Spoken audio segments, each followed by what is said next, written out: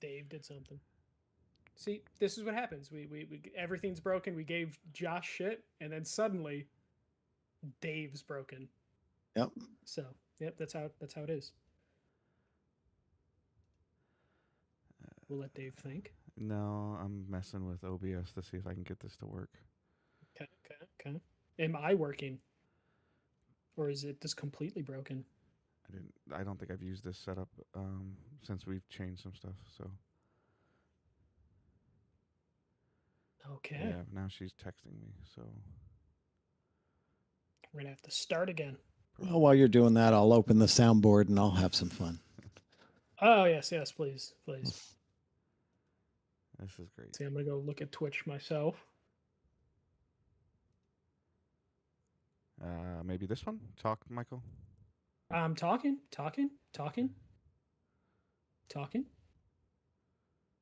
Okay, so now apparently I can be heard. So let me just do this.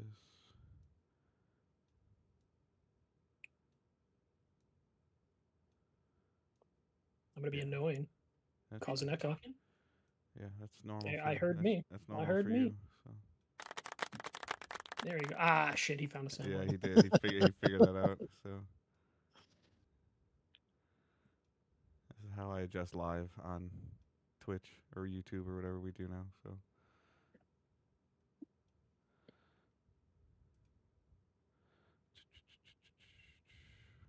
Everything's fine now. Yeah, thanks, Ange. Cool. Haven't you guys been doing this for like a decade? 262 episodes. Unfortunately, not with you causing other issues. So. Oh, now it's all my fault. Yeah, it's exactly. all his fault. Yep. It's all his It's fault. always my fault. Yep. Yeah, it's always your fault. We told you we're gonna make you feel comfortable. I'm used to it. Yeah. Just Langford's fault. We can't see him on the image, so I'll just makeshift the best I can. For some reason, his webcam died, so. So you got evil Michael Knight instead. Nope, I rigged it. I got my own thing now, so. Oh, you jerk! Oh, he's just putting. Yeah. I did my own Philip J. Fry thing now, so. Yeah. All right. Evil Michael Knight, is that a Brady bunch? No, it was Knight Rider. Oh, okay. Hoffman. Yeah. What is his name? Okay. Matt Really? Hoffman. Yeah, Hasselhoff. Nope. Yeah, hang on. Hasselhoff. Okay. Matt Hoffman's BMX rider. Okay. Sorry. No, you're good. I'm just messing with other things right now, so. I believe Hasselhoff was in Pain. That's what I know him from. I believe he was in the end of Guardians of the Galaxy as well. Was he? Yes. Hey, One Audrey. of them. All right. I'm not going to start this over, so we're just going to kind of go. We're just going to deal with this. So if they got a couple, we'll edit this out for the people listening on the podcast. Yeah. So that'll be my wife's job. So, So with the news that has been going on this week, as well as some other stuff post Summer Game Fest, post E3, and we've got a plethora of news, and so we figured that this would be as good of a time as potentially ever to bring Josh back on. So. For some reason, if anybody does not know who you are, Josh, why don't you give us a quick 30-second intro? I'm a cool guy, and that's about it. Now, we all used to do PS Nation long time ago. Until that ended. You've been podcasting longer than Michael and I combined, I think, other than your last 7-year hiatus. We might have caught up with him. Yeah. Yeah, maybe. I mean, I've guested on a couple other things. Did you give them as many problems as you're giving us with webcam and drivers and, No, we were sitting in a studio. Oh, cheater. It was much easier. He's like, here, just talking to this stick. Yeah. All right, Yeah. so real quick, we are Digital Days Gaming. We are typically a bi-weekly podcast that posts on podcast platforms around the internet. You can watch us on Twitch, twitch.tv/Digital Days Gaming, or youtube.com/Digital Days Gaming at the same time if you want to. You can also catch the archives on Twitch as well for a little bit, and then you can catch the archives on YouTube permanently, or you can listen to the audio-only version of YouTube that just has a still image. So youtube.com/Digital Days Gaming. Twitch.tv/Digital Days Gaming, or digitaldaysgaming.com will just take you to the podcast host. And that is pretty much all we have. In the show notes, there are links to the Facebook group and Discord. Discord is the primary use. Twitter kind of sucks, and Facebook is a pile of crap. So Discord is primarily where we do most of our communication. So everything's linked in there. Sometimes we try to do some gaming stuff, but most of the time it just ends up being conversations or gifs of like me sharing stuff that Domino's UK did, but we'll talk about that later. All right, and we're gonna jump into the news. If you want to know more about Josh, just go dig something else up that's older or tweet at him. I don't know if he even pays attention to Twitter anymore. Twitter. No, I don't have an account on Twitter. Oh, I'm on okay. Blue Sky. That's it. Oh, okay. And No, I'm it's not even rarely called Blue there. Sky. It's Wario Sky. Like, Oh, okay. That's No, because you we'll only see. follow Wario. yeah, That's why. I'm almost never on that anyway. Yeah. That's the only social media that I even have an account on at this point. So And I'm if you, almost for some never reason, on have a question for Josh, just use the hashtag AskDDG at Digital Days Pod, and I will see it, and I'll send it to him, and then he may or may not answer it. There you go. Yeah. That'll work. There we go. Yeah. There we go. All right, so we're All gonna right, jump in. So So I tried to find a way to like structure this news cycle, but it kept getting worse as every day went by. So I guess this is some positive news. Grand Theft Auto pre-orders went live. The bad news is no physical release for it. So Rockstar opened pre-orders last week.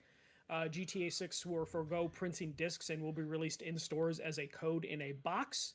The standard edition of the game will be $80, while the digital deluxe edition will cost $100, and it features actual in-game shops and items and like stores and content that you can only get if you pay the extra money for it. So overall, shit news when it comes to like GTA 6 being released. It is still coming out this November. They did advertise this as a single player game. There was no mention of GTA Online, which means that is probably coming later, just like it kind of did for GTA 5 and Red Dead Redemption 2. But Dave, we were wondering what the price was going to be for Grand Theft Auto 6. We got the price, $80, lower than what the investors wanted and expected, but kind of where we figured they would go. yeah, think I of- don't seem to like really care that much about it being physical or digital, but I mean, I'm just different with that. It's fascinating. I mean, I think we all knew that there wasn't going to be like there was no chance of GTA Online at launch. Like the precedent was set for that with GTA 5. But the fact of the matter is, it's still crazy that they, and I've been saying this for a couple months, that they have not talked about how this transition will work. But anyway, I think they're handling it correctly with it being essentially cosmetic stuff. No, it's in-game like stores, like stuff you can physically go to in the game, or not physically, but like Yeah, but it's not content. It's not like story content or level content. I don't believe. I think it's just no, it's not story content, but it's like in-game stores that you just won't be able to access to then get cosmetics. is correct. So how that's why it I was say it's explained. cosmetic. Yeah. So it's like, oh, But I you're thought yeah. Go ahead. sorry, I thought I heard that with those stores, there are going to be missions and things that you can only do if you have access to that stuff. As long as Okay, so that's kind of what I heard. okay, but as long as yeah. the reward is only cosmetic, then I don't necessarily see a problem with it. What do you think, Josh? Before I end up complaining. Well, when I saw that news pop up, I went to my son and I told him what was going on. I said, "Yeah, I'm not buying it. Not until I see a disc or it's like 2 years from now and the price is much lower on a sale at some point." But it won't. I don't even think GTA 5's gone on sale. It has. Yeah, no, it has significantly. Yeah. Okay. Yeah, it's It gone was down down to to like 20 $10. bucks, $10 Yeah. even. Yeah. Yeah. So I'll wait. I mean, I literally 2 weeks ago just finished GTA 3 for the first time in my life. That's so weird. It isn't it? Yeah, I Yeah, it's never kind of ever weird. Yeah, finished yeah. it. So I go ahead. go ahead. No, I was curious because I don't remember, and this is terrible on my part. But how old is your son? He is going into high school next year. Jesus Christ. Okay. Yeah. So Yeah. we're talking about early teenager then, right? Yeah. Yep. Was this on his radar? No. He's Okay. Helldivers, Fallout. Okay. No, that's fine because Division. that's the Good child. yeah Yeah. that's where the sticking point's going to be of like in coming out of the Fortnite style player of where like cosmetics are a big deal, like $80 for the deluxe edition. I feel like that with Mario Kart was $80, so the fact that this is $80, I think I was predicting like 100 or 110. Because their stock went down when they announced the price. The investors wanted 100. So fucking dumb. Yeah. But yeah, like that was the part that I was curious about because he's older than my youngest, who will be 11 by the time this game comes out. I don't have any intention of talking to him about playing it. I would be very curious if it becomes a subject of conversation in his school, in his grade this year. And that would be like, I'm more wondering it from that standpoint. I don't think it's his style of game. So I'm not really concerned about that, but I didn't realize how old he was already. So, because I'm older, so. I feel like this Grand Theft Auto 6, I'm going to offend a lot of people in the audience. It's a boomer game. Yeah.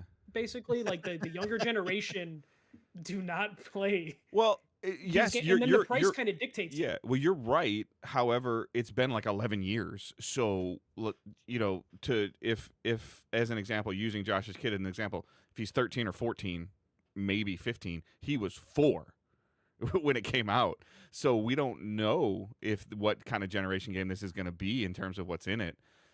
Like that'll be interesting. You might, it's gonna, I think, miss because like growing up, like Grand Theft Auto was like a rite of passage when I was growing up. As like I was middle school when the game came out, and that was some. Yeah, no, I was like 5th grade when 3 came out. I don't. But it was like a rite of passage because it was like the hottest thing, and there was also then Vice City, 4 and so on. 4 came out in high school, and that was a thing, and we didn't really have other games to distract us. Yeah, basically, because it was like this was the big thing. But now you have a bunch of kids that are going to be in that like range that I was, middle school to high school, that they just have free to play games. They just have their mobile games. This isn't going to really be on their radar. But they're also 25, 26 years old now too. Well, no, those are the ones that this is going to be the like, I couldn't buy this when I was little, or I missed this when I was little, and they're going to pick it up. But well, that was kind of what I was saying is that one that's that would be you in middle school when 5 came out is now 26 years old. Yeah. Yeah. Some of them might be willing to do it, but some of them might just not give a shit because it just wasn't like the biggest game. 5 sold really well with the older crowds, but I don't really see or saw like a lot of like younger people gravitating to it because Fortnite was the big thing. PUBG was the big thing. So like $80 is just going to make it harder for the boomers to stomach. I count us as boomers in this instance, even though Josh is a boomer. But like according to my daughter, yeah. This is like one of those things where it's just like they know that the people that are interested in this are probably just going to bite the bullet and just get it regardless of what it is, and they're going to take advantage of that. And they know that like, hey, by upcharging those people, they can not have to worry about that younger demographic. And then who knows what they'll do with GTA Online. That could end up being like a free-to-play thing that they just want people to get into. Yeah, the other thing I'd be very curious about is, let's say you buy the $60 version or $70 version, base version of this game, and then you play it for like a month and you realize like, hey, I want those things. Is there going to be an avenue of $20, $30, $25, or whatever there it is? There is already. Sure, there will be. Okay. So I didn't there's one now, actually. Okay. Yeah. All right. That's good. They're not going to leave that money on the table. No, but like I'm also like curious as well as because I mean, I don't think Josh, if he listens or didn't listen, how do you think, as like kind of like tangenting a little bit, how do you think they're going to handle the transition? So first, I guess my first question is, do you believe there will be a GTA 6 online? Yes. Okay. How are they going to handle 8 years of this people's cars and contents and garages, and they're just going to make them fresh start for 6 online? That is a huge question. I think that the people that have a ton of stuff might get some kind of bonus coming in, some sort of a hey, welcome pack. Here Founders you pack, go something, for yeah. founders pack type of thing. Okay. Um, I think that's the only way you could do it. They've had a decade to kind of figure this out. I'm sure they've been talking about it internally forever. How are we going to do this and move them over to online over here? And do they the bigger question is, do they keep 5 Yeah. open? That's the thing too, because otherwise most of them might just stay at 5. Yeah. So because they've got, Yeah. I Or don't they even cut know. 'em I'll off say at some something point. stupid, but there's probably somebody that's got $15,000 into GTA 5 online. Probably. I There's wouldn't be surprised. RP server that people pay $300 a month to be in, and they're paying that to like someone who doesn't work for Rockstar. So like there are Oh my Yeah. gosh. people that have more than 15 grand in this game. Yeah, yeah. But like to So- your point of like if they're gonna do anything for people migrating over to the new one, at the rate all these companies are going, I think the welcome package will be like, fuck you, take it. What are you gonna Yeah. do? Like go outside? Well, if it will be like that too, because if it is like that, and if it's an FU take it package, they're gonna turn off the 5 servers. No. I think that's what They it would be. have It'd to be- do that. Yeah. They'd have to do that to Because push if they everybody. do it and don't turn the servers off, they're like, no, I'm not taking it. I'm just gonna stay on 5. Yeah. Yeah, no, it's gonna be fuck you, thank you, goodbye. Yeah. And just like one sweep, they'll do like a cutscene. Those where UFOs that I everyone's- heard about are just gonna blow the whole 5 world up. Yeah, no, they'll probably do a thing where like, hey, you can transfer your character over to the new online, and then they'll give you a cutscene where you like gambled all your money away and you have to start homeless in GTA 6. So then you start from scratch, because you're gonna have people that are like multi-billionaires in GTA 5 that you can't just let loose into GTA Right. 6 online. You can't just carry the whole thing over. You can't just be like, take Yeah. all your belongings into 6, because then a brand new player that comes into 6 is like just getting their ass beat. So, Which, That's why like- I don't play 5 online at all. yeah. It's just impossible. There's no Yeah, way. no, they're just going to end up having to just do a cold cut. Maybe they'll sunset 5 for a little bit, but the cool thing would be is if they would find a story reason why your character has to move, Yeah. and then why your character has no money, Yeah. and is starting from Because scratch. because and giving you, 6 like, is a supposed to cutscene. be Miami, right? Yes. Yeah. Yeah. Okay. And Back then to Vice 5 City. was LA? California. Okay. Yeah. San Andreas. Yeah. Yeah, so they'll So they're going hopefully- backwards now. So they're It's going a backwards pendulum, from the way Josh. they It's usually okay. go. Yeah. Well, I'm waiting for them with the high end stuff to get back to New York, get back to Liberty City. Oh, that'll happen 'Cause- when you're like 80. Yeah, probably because we had that in 4 and it was great, but I wanted to see that bigger and Mhm. better. Was you GTA know? 2 Chicago, or was no GTA 2 was London, right? No, there was GTA London was its own thing. Oh, okay. Yeah, they won't get where I want them to go. But yeah, no, that's what's going on. There was a report because someone got onto Rockstar's customer support and got a chat rep to say there will be a physical release later on, but then they had to come out and say like, no, there is no physical release plan. Oh, so they did say whatsoever. that. Okay. Yeah, I so assume that the they physical release reiterated. would be announced when the PC is announced. The PC version is announced. But here's the thing, Dave. We'll talk about it later. I said we won't undercut it, Yeah, but they have I a know. timeline now I know. that they have to hit if they want to do another See, release. now you're messing with the agenda, control freak. I know. I'm sorry, but we'll talk about it later. But now there's a Years, deadline though. for when they can do a disc release. That's Yeah. 2 years. We're good. Yeah. I have a theory I'll get to later. Oh, God. With that. But yeah, we'll move on from that kind of shit show to the biggest shit show I think in gaming. This is probably should be our main event, but I think we have more love for PlayStation, so we're gonna put the Xbox thing here. So Xbox is doing mass layoffs actually starting Monday, so they gave everyone a holiday, I guess. They are doing layoffs, sell-offs, and shutdowns. So the new head of Xbox, Asha Sharma, is looking to reset Xbox entirely, which includes the layoffs, game cancellation, and studio closures. According to multiple reports, Xbox is looking to close or sell off up to 5 studios starting Monday. The studios on the chopping block are Compulsion Games, the developers of South of Midnight, Double Fine Productions, the Psychonauts, and Klein, I believe is the recent game, Ninja Theory, which is the Hellblade devs, Undead Labs, which is the State of Decay devs, and then Arcane, which are the Deathloop, Dishonored, and Blade developers. Compulsion Games have already been hit by some layoffs, and they're on verge of complete shutdown, so we'll find out Monday what's going on with that. According to multiple reports, studio leads were given, unfortunately, just a couple weeks of a notice, and we're told that they can take the couple weeks to find financing to go independent, basically buy their freedom from Microsoft, or to just sustain themselves, or look for a new owner. Ninja Theory and Undead Labs recently had their next games, Hellblade 3 and State of Decay 3, featured in the Xbox Game Showcase, which was just like 3 weeks ago, and we were just talking about how good those games actually looked. They basically were allowed to have their trailers in the Xbox Showcase to be an advertisement to potential buyers, to be like, hey, we exist and we have games that we want to create. Arcane is currently working on Marvel's Blade, but it looks like Microsoft is totally willing to cancel that because it's a licensed game, and working with Disney, the cut isn't that great that they would want to continue development on that. So that is the state of Xbox. It is just a complete shit show. We can start with just like the current state of Xbox. Dave, thoughts on all of this shit that's going down at Xbox? This, to me, just shows that the direction that Phil Spencer was attempting to take the company with the Game Pass and the huge,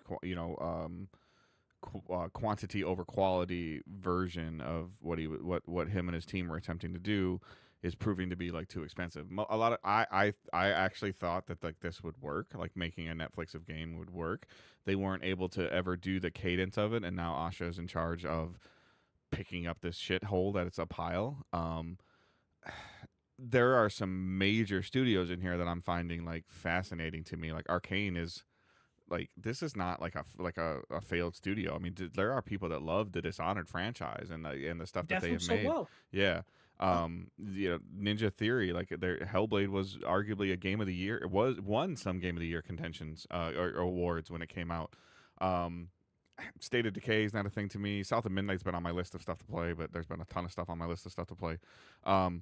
So giving them the potential opportunity to buy their independence or buy themselves out is good compared to how I guess Microsoft was handling it before, all the way back to the Bungie that they didn't even own Bungie, and then Bungie trying to get off of Halo and get their independence and run into the arms of Activision and then eventually into PlayStation.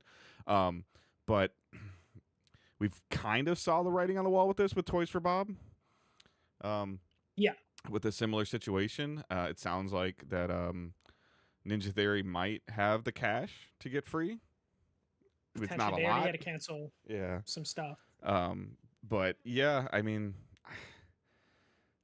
I don't really have a feeling either way. It sucks that they're at this point, but they're obviously hemorrhaging money. Not the studios, but Microsoft as a company. No, I would say the studios too. Like Microsoft as a company is doing fine. Xbox Gaming, whatever you don't even call it. We don't even call it that anymore. Xbox Studios or whatever. It is crappy that they kind of told them like, hey, get your trailer ready to see if somebody wants to buy you. Yeah. But no, it's crazy. Josh, any thoughts on this? I don't know if you've been following all the Xbox stuff, but it's just been kind of like a high of the Xbox Game Showcase. They're as high as, like a B show would be, to this week after week of bad news. But have you been following all this? Well, it made everybody forget about the green see-through Xbox Series X that all the people were going to get. So but then they jacked up the price of the system, which I didn't include in this. The Xbox Series is now a $850 system. I don't see how they're going to sell those at all at this point. It just, I don't like this. I mean, PlayStation started doing it too, where they're buying all these companies and they don't know what to do with them. And within a couple of years, they just close them down, and it's some really, really good developers that just get tossed out the door. eventually. Yeah, Sucks. the new head of Xbox, Asha, and I looked it up. Like Microsoft's fiscal year is changing over like right now. So this is Yeah, where that's why a they lot of waited. this is coming from. Yeah. Their company's physical year is changing over. She is, just getting done with her first 100 days as she's been putting through that stuff, and she's been like to where some people are like, oh, Microsoft's talking too much. Well, they're a top 5 world company, like they have to, and she's spearheading or the face of something of what's potentially hurting Microsoft shareholder cost because Xbox is struggling. So she's the face of like, I have to fix this for shareholders buying, and I'm sure she knew this when she took the position, Yeah. if she didn't, she just got completely hit in the face with a 2x4, like direct, like full of nails. Um, and she's kind of like, as we're on the heels of like the Steam console thing being, I correct me if I'm wrong, Michael, like $1,100. With if you want a controller, it's Yeah, $1,100. $1,100, and she's saying, look, the data's saying that consumers are not going to pay $1,000 for a box. So she goes, we have to figure something else out because like they're not going to spend it because she already knows they're not spending $700, let alone now $850 on an Xbox Series. Like she can see that it's not moving. So what are they going to do to offset that? Because I'm afraid at this point in time, a PS6 and an Xbox Helix are going to be $1,300, $1,400. Right now, the estimate is 950. Yeah. And yeah, I the only thing now with like how things are going is like Microsoft can steady the flow if they want to, but after acquiring Call of Duty Activision, that's when the pressure got put on Phil Spencer of like, hey, we let you spend $67 billion, and now they want the returns, and it's just led them to just having to cut things. But they're going to be in a fucking stupid position where you're cutting all of these studios, and you're going to try and launch a console in 3 years potentially, and you're not going to have anyone to be able to like produce games for you, and the whole industry is regressing right now to where there's not even like a lot of third parties that you're going to be able to work with in order to get more games on there because the whole industry is bleeding right now. Like this feels like another video game crash. It won't be a full video game crash like it was in the 80s, but we're getting to that point where it's just, PlayStation laid off a bunch of studios because they bought studios and then told them to do things they weren't comfortable with. Xbox bought studios that apparently were already dying and then gave them a lifeline to continue. If you watch the Double Fine Productions documentary, they talked about how they weren't going to be able to finish Psychonauts 2 unless Microsoft bought them. Microsoft gave them a lifeline, and then it just led to these studios then getting their lifeline to produce and finish their game that they were working on, and then they were running into the same trap, but now with the parent watching over their shoulders to, be like, what's going on? You delayed the inevitable. Yeah. And it's just it's leading to the same thing where these studios are just all getting closed, and it's crazy because it's like Double Fine. Like I think me and Josh would probably be more into like Double Fine stuff than you will, but like Double Fine is like an institution that is now going to potentially be shut down. And Yeah, that's insane. I'm with you. I understand that. I respect what Psychonauts was, and stuff that they've made before then. I can't think of some of the remakes they did of their games. I can't think of them on the top of my head. But I'm sorry. But that game where you like play a statue, you're doing like a Fortnite statue fight. No. But that's what they were acquired for. Yeah. Is like Phil Spencer was like, you guys can make the small games like you did in the 360 era. Where Yeah, but that statue fighting game ain't it. Stacking.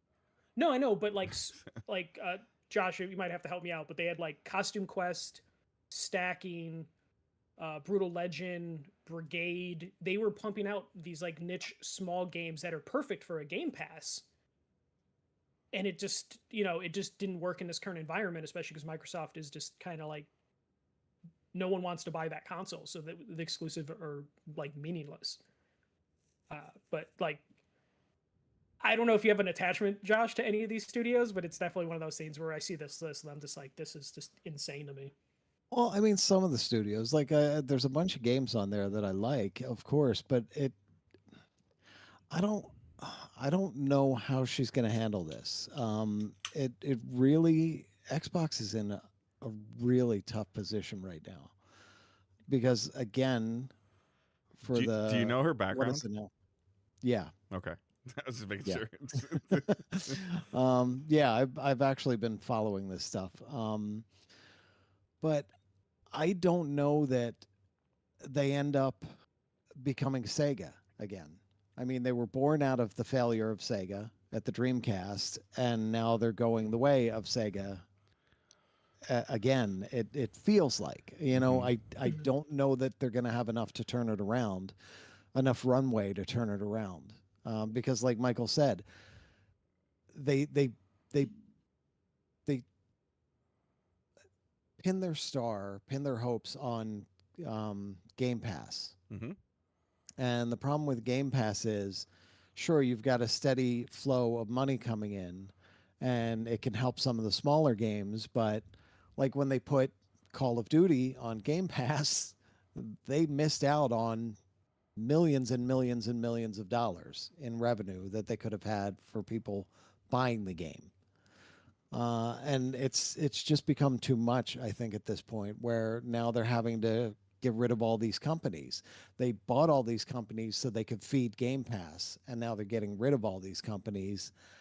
And where is that going to leave them? They're I don't know what she's going to be able to do to turn this thing around and launch a new console. I don't know if you have talked about the. Hang on, let me see. I'm sorry, I'm scrolling ahead in the. No, no, you're fine. So Yeah. the It's yeah. So I don't think you mentioned it, or you're going to talk about it, but I'll bring it up here just in case you're not. That Xbox has been testing a physical to digital Yeah, yeah. I didn't put thing. that in notes, but that is that report going around. Yeah, where you can take your physical disc and you can put it in a console, and it turns it into a digital license essentially, which means all that stuff way back from Xbox One, where they said you could, take your disc, and they said you could do exactly this. yeah, And everybody got all pissed off at them yeah, because it DRM was, 20 yeah, or 15 years DRM. ago or 18 years ago, whatever it was. Yeah. So But now it looks like a great idea because suddenly everybody's going digital, and we're not going to have a choice, at Yeah, some point. So they put that code on the discs. So yeah, obviously, this is something that PlayStation won't even be able to do because all their discs are exactly the same. I yeah, doubt they put any kind of code on the discs to differentiate, this copy of MLB with this copy of MLB. mhm. So You're essentially talking about whoever a leaked glorified that serial news, number. So yeah, yeah, yeah, yeah, essentially. whoever leaked that this week was brilliant because it got Hmm. a lot of people talking. A lot of people were angry at PlayStation, and then Yep. people suddenly were just like, "Oh, Xbox actually thought about this." Unfortunately, it only goes back to the Xbox One. It doesn't go to 360 or regular Xbox. But it at least will mean there's future compatibility with like their discs from like 2016 on, which Yeah. is huge for a lot of that stuff. And But it's they kind of how. also, Oh, go on. no, I was going to say they also have almost that full Xbox library and 360 library that they've been bringing forward, backward Yeah, compatibility for library. Yep. everybody. Yeah, with all that yeah. backward compatibility. So it's all Which still works there. similar. Yeah, because currently you put the disc in your 360 or Xbox One disc into your system. You're not playing off the disc. It downloads from the store if there is Mhm. Yeah. a copy available on the store, and then you play it. And you just got to keep the disc in. Yeah. So they do have kind of a workaround. It just isn't like that built-in thing that we're talking about that they did and would basically what got Don Maddock fired all those years ago. Uh, but yeah, no, they were smart enough to at least have that. But like they're gonna have to like increase the backwards compatibility program just to kind of compensate because they're gonna have a video game desert Yeah. Yeah. But of that's a their stuff cost too. soon. That's a labor cost. That's a investment. Like it's There's a. some, but they have to spend money on something. I know. I'm with you, but I'm just like in terms of like trying to stop what looks like because you're not selling your hardware. So now, like, yeah, if you're going to roll out this potential physical to digital program, kudos, awesome, great idea. But you like to your point, Michael, you got to double down on it. Like, you got to make sure it works flawlessly because Yeah, somebody like yourself or Josh or when you guys now, if this is even remotely in the back of your head and you walk by a garage sale and you see Xbox games that you had on PlayStation and you're going to be like, you know what? Like, even, I don't know, I'm not going to speak for Josh, but you walk by something, you see something like a Halo game for like $8 on Xbox and you don't. Fuck that. No, I love Halo. No, I'm trying to think of anything like something that came on Xbox One or Xbox Series recently, and you're like, well, I have this on PlayStation, but I don't know if I'm going to be able to play this in 10 years versus like this might be able to digitize something for me. So like, I think that that's a huge potential. I would love to see, because we saw this, like, and we've seen it going around a little bit, and I'm trying not to jump ahead too. When the PS4 launched and Shu and Adam Boys did that, this is how you share games on PS4, like making fun of Xbox. I would love, and I don't know if any of them had the balls to do it, like put a goddamn disc drive on the Xbox on the Helix, like shove it in Sony's face and essentially say, oh, you have to buy your PlayStation's exclusive digitally only, but you can put any disc you want in our system. Like we're gonna make Assassin's Creed 2030 on a disc, and like this is how you play disc games on Xbox, and have somebody like putting it in a slot. So, yeah, it would be one of those things where they would have to reach out to, like, I think so right now the only people that produce Blu-rays are Sony and like Philips, right? So they're gonna have to go to Philips and be like, we need to keep your factory running. Yeah. And that could be them being like, we need to buy you, Philips. Right. Because like we can't let you. But that would be the ultimate away. like gut punch to Sony of like, okay, we're going to make our console and we're going to make our console play discs. What are you going to do? Because that's what Sony did to them. Yeah. And the big thing with that, it would be an even bigger finger in the eye, because Xbox, you can go all the way back to the original Xbox disc and put it in and play you can digitize it if you want. Yes. So, where we have that whole PS3 Desert, which is unavailable to us, Vita, and most of the PSP. I mean, I know there's PSP games on, but and connect it to OneDrive and spend $10 a month and you get all the unlimited storage you want. I'm kidding. Yeah. Could you imagine? Oh my gosh. But like a collector like you, though, Josh, who loves physical media, Michael loves it, but not as much as you do. That would start to change your thought process of what you purchase, right? Mm-hmm. Like you are primary. You've gone back and forth, but I mean, primarily since I've known you, you're a PlayStation guy. Yeah, but I do have a ton of Xbox games. But yeah, I would. Your priority is if there's a game sitting on a third-party game sitting on a table and it's PlayStation or Xbox, 9 times out of 10 you're picking up the PlayStation version. Yeah. If they announce that they're gonna have a physical system, and the PlayStation doesn't have a physical system, you're going to you're going to think more. Oh yeah, I'm going to be leaning heavily towards Xbox at that point. Yeah, and then you both would probably double dip on something you already own on PlayStation and see it on see a physical copy on Xbox, knowing I'm not that attached to my PlayStation stuff over time to where like I probably wouldn't double dip. I would next generation, based on how expensive they are, I'm probably picking one console. No. I double dip by I'm meaning like if you see, and I'm going to use just generic terms, but if you see Battlefield 6 PlayStation disc version and Xbox disc version, they're both like $10 or whatever, and you're adding to your collection, you're going to pick up the one that you think is going to have the best chance for the disc to work in the next system, which might be Xbox. Yeah. That's what I'm saying. Yeah. Or if you come across it and you have another version of it, you already have Battlefield 6 on PlayStation and you see it on Xbox. Well, I know this has a high chance of working, or I can digitize it. So you buy it again. Yeah. It'll change how I approach some games, Definitely. For an example, I'm a big Kingdom Hearts fan. Yeah. Kingdom Hearts 4, I might only be able to get a physical copy of that game if I buy it on Xbox, or if I buy it on Switch, which Switch will probably be a game key card, which I don't like those at all. So I would probably end up going Xbox for Kingdom Hearts, which is fucking blasphemous for someone who's been playing Kingdom Hearts since the PS2 era. To have a fucking green, I have a shelf just for Kingdom Hearts games. Yeah. So I'm gonna have a green fucking case on that shelf, and it's gonna piss me off and drive me nuts. And then I'm gonna end up going like, Josh, you could just 3D print a bunch of green cases for him and charge him like $20. Yes.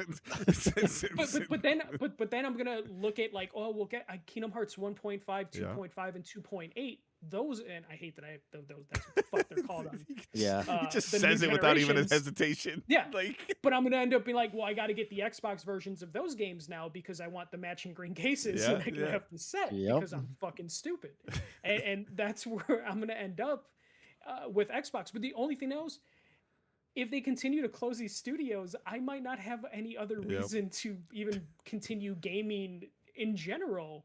You know, like you're gonna make Tim Schafer cry. I'm gonna hold that as a grudge for a little bit before I like jump back into fucking Gears or Halo. And like there's some studios in here. It sounds bad, but like I'm not surprised about Compulsion Games. South of Yeah. Midnight came out to okay reviews, Right. but apparently took 5 years to develop, and it's like a less than 10-hour game. That seems like it was they're bleeding money. Undead Labs, Yeah. I never know when a State of Decay is releasing. Like I feel like it's been in development forever and they're on their third one. But like when it comes to Double Fine, I feel like that's devastating. Double Fine might be the only Yeah. studio that has a chance of financing themselves because they're an indie studio Yeah. technically, and they could probably get picked up by like a Valve or an Epic Games out of like charity. Mhm.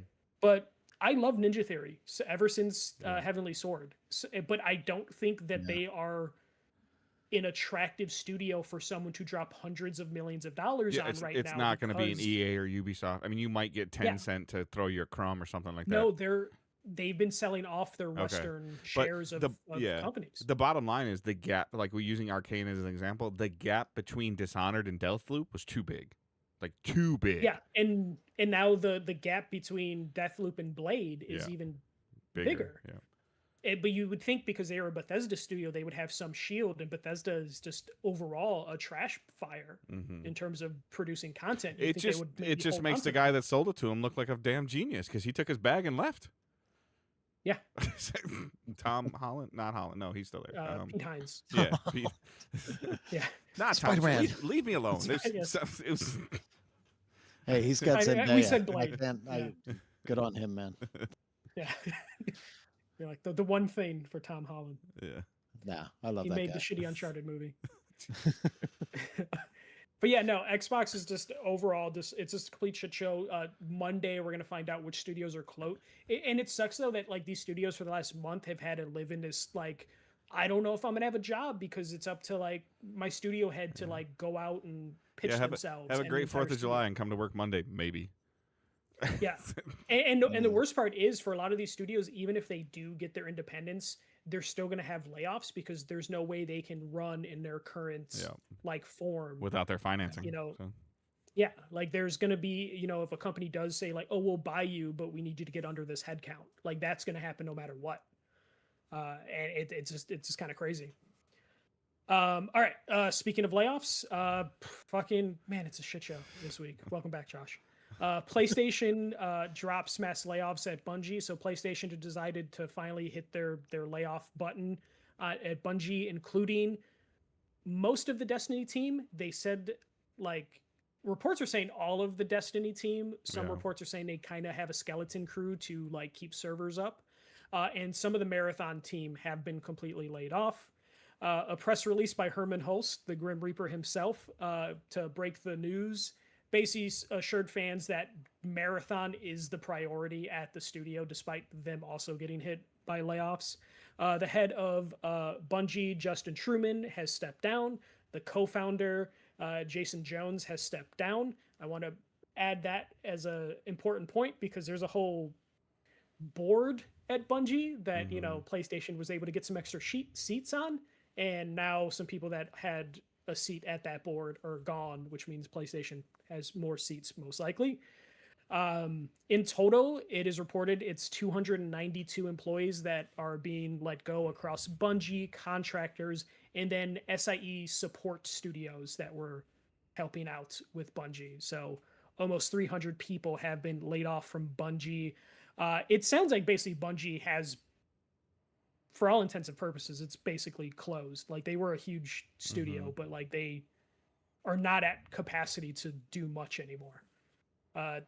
Josh, since you're the biggest Destiny fan that we know, we'll have you start with your reaction from all the horrible news at Bungie. But, yeah.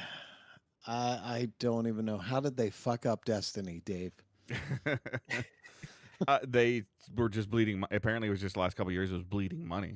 Like it's just like they same thing to what we've heard about some of these other studios. Like if Sony didn't come in and buy them, like Bungie might have had to shut the door completely.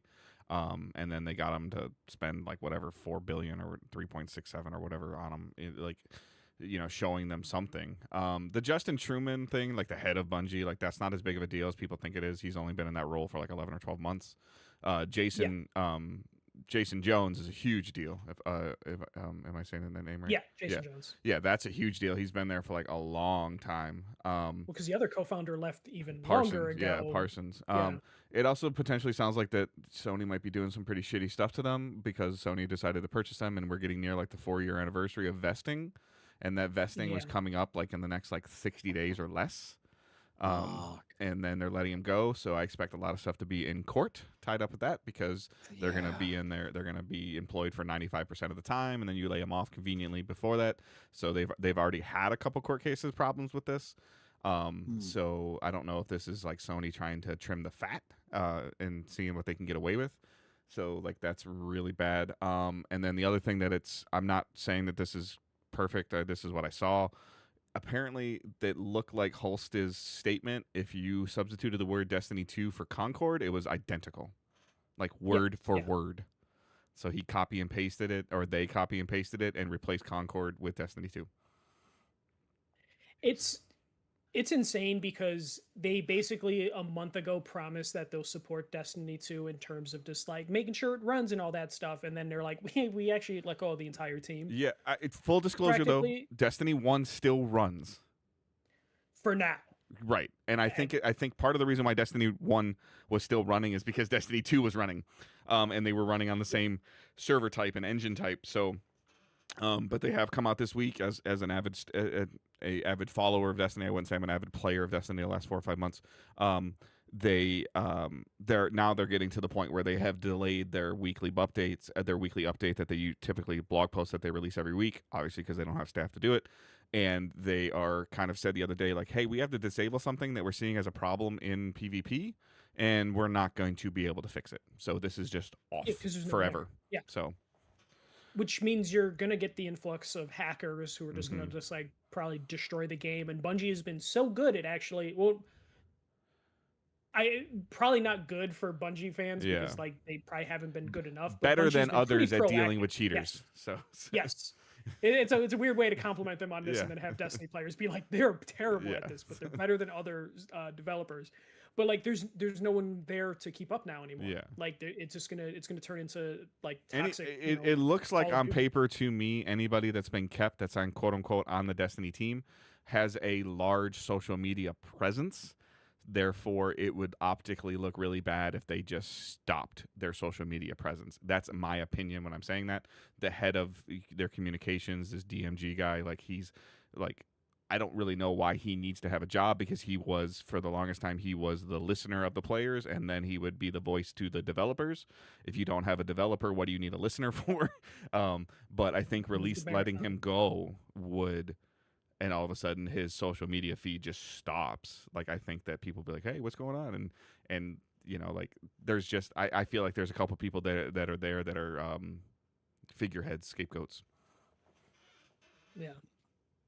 But, oh, man. So my prediction, I think this was the last body that Herman Hulst needed to collect before he's going to get he won't be enrolled by Christmas. That's what I was going to say. I say by end of year, because I feel like PlayStation only kept him in place, and I've been saying this for months, to basically clean up the messes they think he made with Jim Ryan. And this is like the last one. So I imagine Herman Hulst will probably by the end of the year will get a letter like, I've decided to retire, or I've done my job, and will leave. The best case scenario for him to remain with Sony is be like, I'm going back to Guerrilla. Like, that would be the best case scenario, and that's a pipe dream. Yeah. I would imagine, like, if you're the head of Guerrilla now, you're like, I don't want to give it back to you. Right. Like, you closed Guerrilla Cambridge. Yeah. Like, you've closed so many other, family studios. But like, we knew this was inevitable. It's just so ugly to see on a PlayStation side that they just kind of torpedoed their studios as well. but for different reasons than how Xbox torpedoed Well, their studios. And similar to what Josh was saying earlier, like I'm going to say it now, and then he can piggyback on it a little bit if he wants to build on it. Not only like with these new consoles are quote unquote on the horizon because we're getting near the 10-year window or the 8-year window, whatever it is. The length of time it's taking to make these games, like what's going to be launch titles on these new consoles? Well, Naughty Dog. But they announced their game, and that's got to come. I feel like at this point in time, I don't know if it had a logo or not. I don't remember. That's got to come to 5. I'd hope so. Yeah. So then is it a PS6 launch title, or is it a PS5 title upgraded to PS6? And we're going to play the God of War Ragnarok and the Horizon 2 game all over again of like, oh, it runs on PS4, but it runs 1 frame faster on PS5. But has Naughty Dog released a new game? This generation, no. For this generation. Nope. Yeah. Nope. That's what I thought. Nope. They're just working on that other game. It's crazy. Intergalactic. Yeah. Well, they did have a completed multiplayer live service game that I heard about that. They told Bungie, like, is this going to make money? And Bungie was like, nah, it's not. So then they shut it down. Kind of to the point, though, like, you cannot release Intergalactic and not put it on 5 if PS6 is going to be $1,000 because your attach rate is going to be terrible. They're probably going to have to bank on Insomniac until they can't anymore. And Insomniac's next game after Wolverine is potentially that X-Men game. But is that a PS6 only game? Yeah, it'll probably be because Wolverine comes out this year and then they'll go quiet for on a $1,000 console though with a smaller install base. It's going to be a smaller install base at launch if it's $1,000, right? But we're at the point again where companies are going to be like, take it or leave it. Fuck off. No, I get it, but I mean that almost means it's destined to not succeed financially. What is success anymore to these companies? It's sales numbers for Sony. They want blockbuster. They want 20 million copies per release. You'd think, but they haven't been making decisions. If they sell 20 million PS6s at launch, they're going to be jumping to get $1,000. But the problem is it would almost be detrimental for them to release a good game towards the end of the PS5 life cycle when people have to buy into a $1,000 system because that's basically what the PS5 is going to cost in 2 years, and then expect people to then go out the following year and buy a PS6 for $1,200. Insomniac, it just keeps cranking out games this generation. How are they doing that? And every other game company is having all kinds of problems putting out one. They need to go to. So remember, Josh, during the PS3 era, where Naughty Dog unlocked studios something were sharing. In terms of, where you would hear about the Naughty Dog people going to the other Sony devs to be like, "Yo, let's get your shit going." They all went to The Last Guardian to get The Last Guardian out the door. They need to do that with Insomniac of just like have management just observe the Insomniac devs and be like, "Yeah, so look at what they're doing. Like they're making games." And then go back to fucking not Ready at Dawn. What is it? What is it? Dave, the Days Gone devs. Bend. I'm losing. Bend Studio. Bend. There we go. Yeah, like Bend hasn't released anything this generation either. They haven't released anything since 2018, 2019. They need to go to them and be like, "What are you doing? Like, why are you still here? But like other companies aren't." Like, wasn't Bend? I thought I heard something about them being closed, or that they have not been announced as closed. They're like an auxiliary studio allegedly. Yeah, they're being used for other projects. Yeah, there was. I'm sure they're real thrilled about. They pitched Days Gone 2 that got rejected. Yeah. There's rumors that they're remaking Uncharted 1, which and we haven't heard anything since. But like the idea that like the plan for maybe PS6 is a Bend Studio Uncharted 1 remake would just be insane. That would be insane. Like especially after closing Blue Point, people that could remake games that really better than anyone. That's one of the ones that hurt me a lot. I was like, come on, that's a studio that you need to keep around. They were like less than 100 people studio, and they could remake any game you would want, but then PlayStation's like, you're doing a live service game, pick a franchise, and they picked God of War for some reason because it worked with Ascension, and then just closed them down. I don't know, like bringing it back to Bungie, but like I don't know how Bungie comes back from this in terms of just like how long will it be for their next game, because they're not going to put too much more effort into Marathon. There's no way like they're going to Ubisoft Marathon and like we're going to turn around in 3 years and be like Marathon's the biggest game in the world. Like I don't know, like why the fuck didn't you consider Destiny 3? Like that seems like the easiest because slam dunk. the rumor, like from if you believe what Jason Schreier is saying, is it's $500 million in 5 years. That sounds like pennies compared to what some of these other studios. I know, but can down. Sony afford to just burn $500 million and wait 5 years and hope that it works? And like I mean, that's they spent $400 million on Spider-Man 2 somehow, even though it used the same map as Spider-Man 1. Right, but it didn't take 5 years. That's even crazier. It burned So, $400 million in less time. Like, I mean, I'd be an advocate for a third Destiny. Like, I mean, but that's me being biased, you know. But now at this point, if you decide in 6 months or a year to do Destiny 3, is it really Destiny 3 when every single person that put their blood, sweat, and tears into it's like, no, I'm not coming back? Well, that's what I'm saying. They should have thought of Destiny 3 6 months ago, a year ago. Why they still have? Well, the rumors are they staff, pitched it, and Sony said no. Which is insane. Yeah. It's and like, they also pitched. They pitched a Bungie dating simulator. That would have Ben Michael's game all over the place. Sure, Cade 6. Always wanted to see what was under that. But like, did I get the name right? You did, yeah, you did. So. Holy shit! He's dead, but you did. So. Okay, Nathan Fillion, I think voiced him. Okay. There you go. Yeah.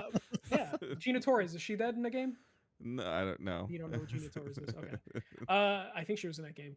But no, like the fact that PlayStation, man, come on. Oh yeah, okay, yeah. It took me a second to get that. That's her husband. Yep. Okay. Where was I going? Oh, but like the fact that yeah, I was just like my brain was doing IMDb in its head of like scrolling. Like, oh, Lawrence Fishburne. But like the idea that like PlayStation goes to Bluepoint and is like, you're really good at remaking games. You've remade like 5 games for us. We want a live service game from you. Random VR company, you're making a Twisted Metal live service game. Fucking go for it. Actually, we're gonna close you down. Bend, fuck you. Naughty Dog, you're making a live service game. Actually, fuck you. And then go to Bungie and be like, hey, we're 5 years too late on extraction shooters. We want to buy you and then bankroll that extraction shooter game that you think is a name brand because it was a fucking Mac game in '94. Yeah. Like, well, and the rumor was like somebody like Jason crazy. Jones was shown Quake. Then the Bungie team like got seen Quake. Jason Jones looked at it for like 30 seconds and walked away. And somebody's like, "What are you doing?" He goes, "Well, Bungie doesn't copy games." Really? What the hell? Yeah. And Marathon comes out. Yeah, Destiny didn't copy. No, like they did, but they didn't. Like they did something on console that nobody else had ever done, and 5-6 years did it super well. The last 4 maybe not so much, but now you're gonna say that Bungie's like this, and they used to be this, you know, trend-setting studio, and like people wanted to be like them, and now they tried to be like somebody else. So where your backbone or your your heart of that studio is probably gone now. But like the thing that always bothered me with Marathon is it's just like a show of hubris that they saw like a Rust and other like extraction games. Tarkov, yeah. But they saw those games and they're like, oh man, those games are really successful. In reality, they maybe have sold like 1 million or 2 million copies. They're successful like, on streaming. Yeah, they're successful on streaming. They're like, oh, we can do that better. Mm-hmm. And then it was like, but you picked like a very niche thing that was never going to explode to begin with, and then you put all your eggs in that basket, and then you had fucking PlayStation help you, and PlayStation can't do any of that shit. Yeah. And it led to nothing.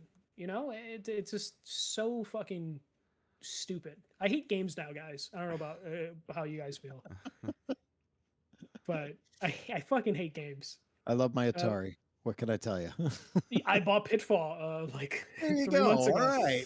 Nice. Yeah. I'm gonna sell that shit because I don't want it. It was $10. Josh is like, how much? Too hard for you. I don't even have anything for. I have the Lego Atari, and apparently the physical real Atari thing doesn't work on that. So I have nothing to do with it. Yeah. It doesn't work on yours. It works on mine. Oh yeah, no, it does. It doesn't. I'm just gonna throw it out.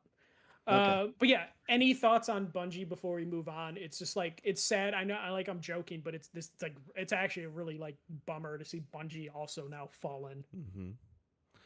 I think that name alone, they'll be able to. I think that they can ride this out, but they'll be like, to your point, they'll be like 150 person studio for 3-4 years, and then they'll get something greenlit and whatever it is, and then they'll start ramping up on it. But it's gotta be Destiny 3, or it has to be a first person shooter. It has to like. If they can go the Respawn route and be like, here's our version of Titanfall. Yeah, that would be nice. I would. But like that to would see still what they be in do the Destiny single player. universe, though. Like, I'd be fine. Yeah, I'd be okay with that. But we're gonna get more into PlayStation stuff. So, okay. This is why we PS3 brought Vita old man Langford on the show. These next three things. So. Yep. All right. PlayStation 3 and Vita stores will close by July 2027. So it finally happened. I predicted this. I've been saying it's not going to hit the 20th anniversary. But the PS3 is going to officially close its store in the US July 2027. Other countries will see their stores close as early as August of this year. Along with this news came that the Vita store will also officially close by that time. And they said they did their assurance you'll still be able to download anything you purchased for the foreseeable future. Keyword, foreseeable future.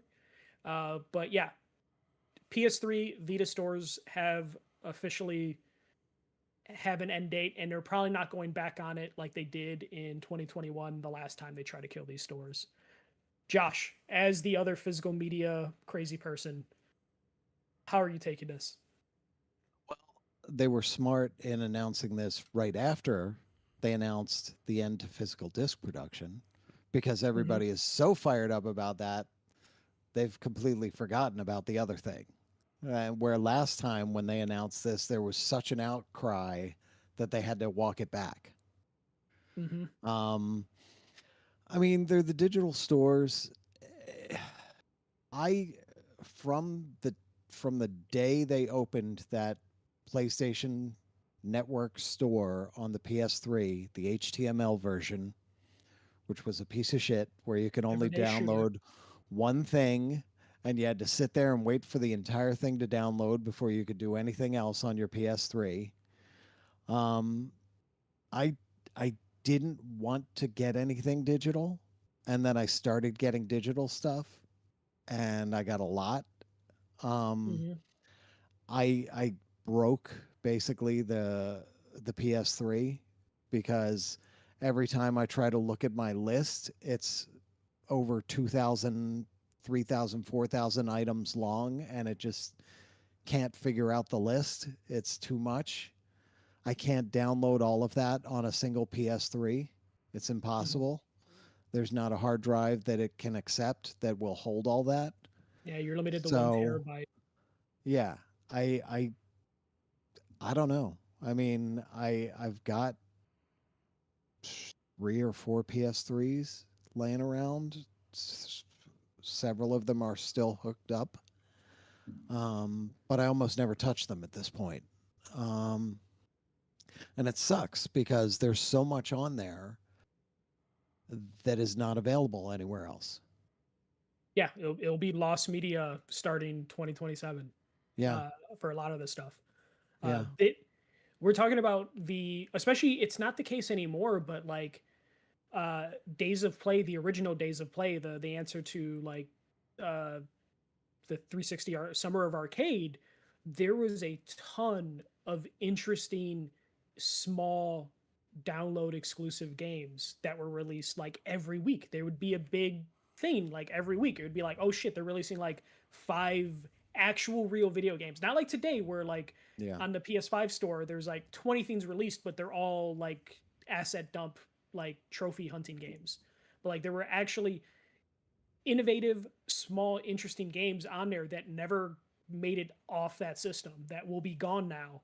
And it's just crazy. I'm in the same case with you where I have a bunch of stuff downloaded to my PSN account through the PS3, a lot of it is like demos and fucking core episodes, if you remember core, Yes. and stuff like that that like chugs my list. Especially that was the era of demos where Yeah. they would release demos and then you would pay for like a 3 kilobyte like unlock key, and my list is fucked because of that. And then Rock Band songs like make Yes. my Yeah. list almost inaccessible, especially they Yes. haven't been maintaining that store, so it has gotten worse. As someone who's turned their PS3 on this year to back up their system, it has gotten significantly worse. And it makes sense that they would have to close this store eventually, because eventually you don't have an employee that knows what the fuck that store probably looks like on the back end. Yeah. And you have to close it. It just sucks. And then the fact that I know it was someone on the legal side that put that you can download for the foreseeable future, because they can't never they wouldn't be allowed to put a definitive like forever in that press release. But it is scary that all that stuff is just gonna like go away. And as someone who's has a pretty big PS3 collection, couple hundred PS3 games, I still have a wish list of other PS3 games that I want to get. And yesterday I did panic buy like 2 to 4 games. 2 to 4? Is it 2 or is it 4? You know what? Or is it 12? Yeah, mind your own business.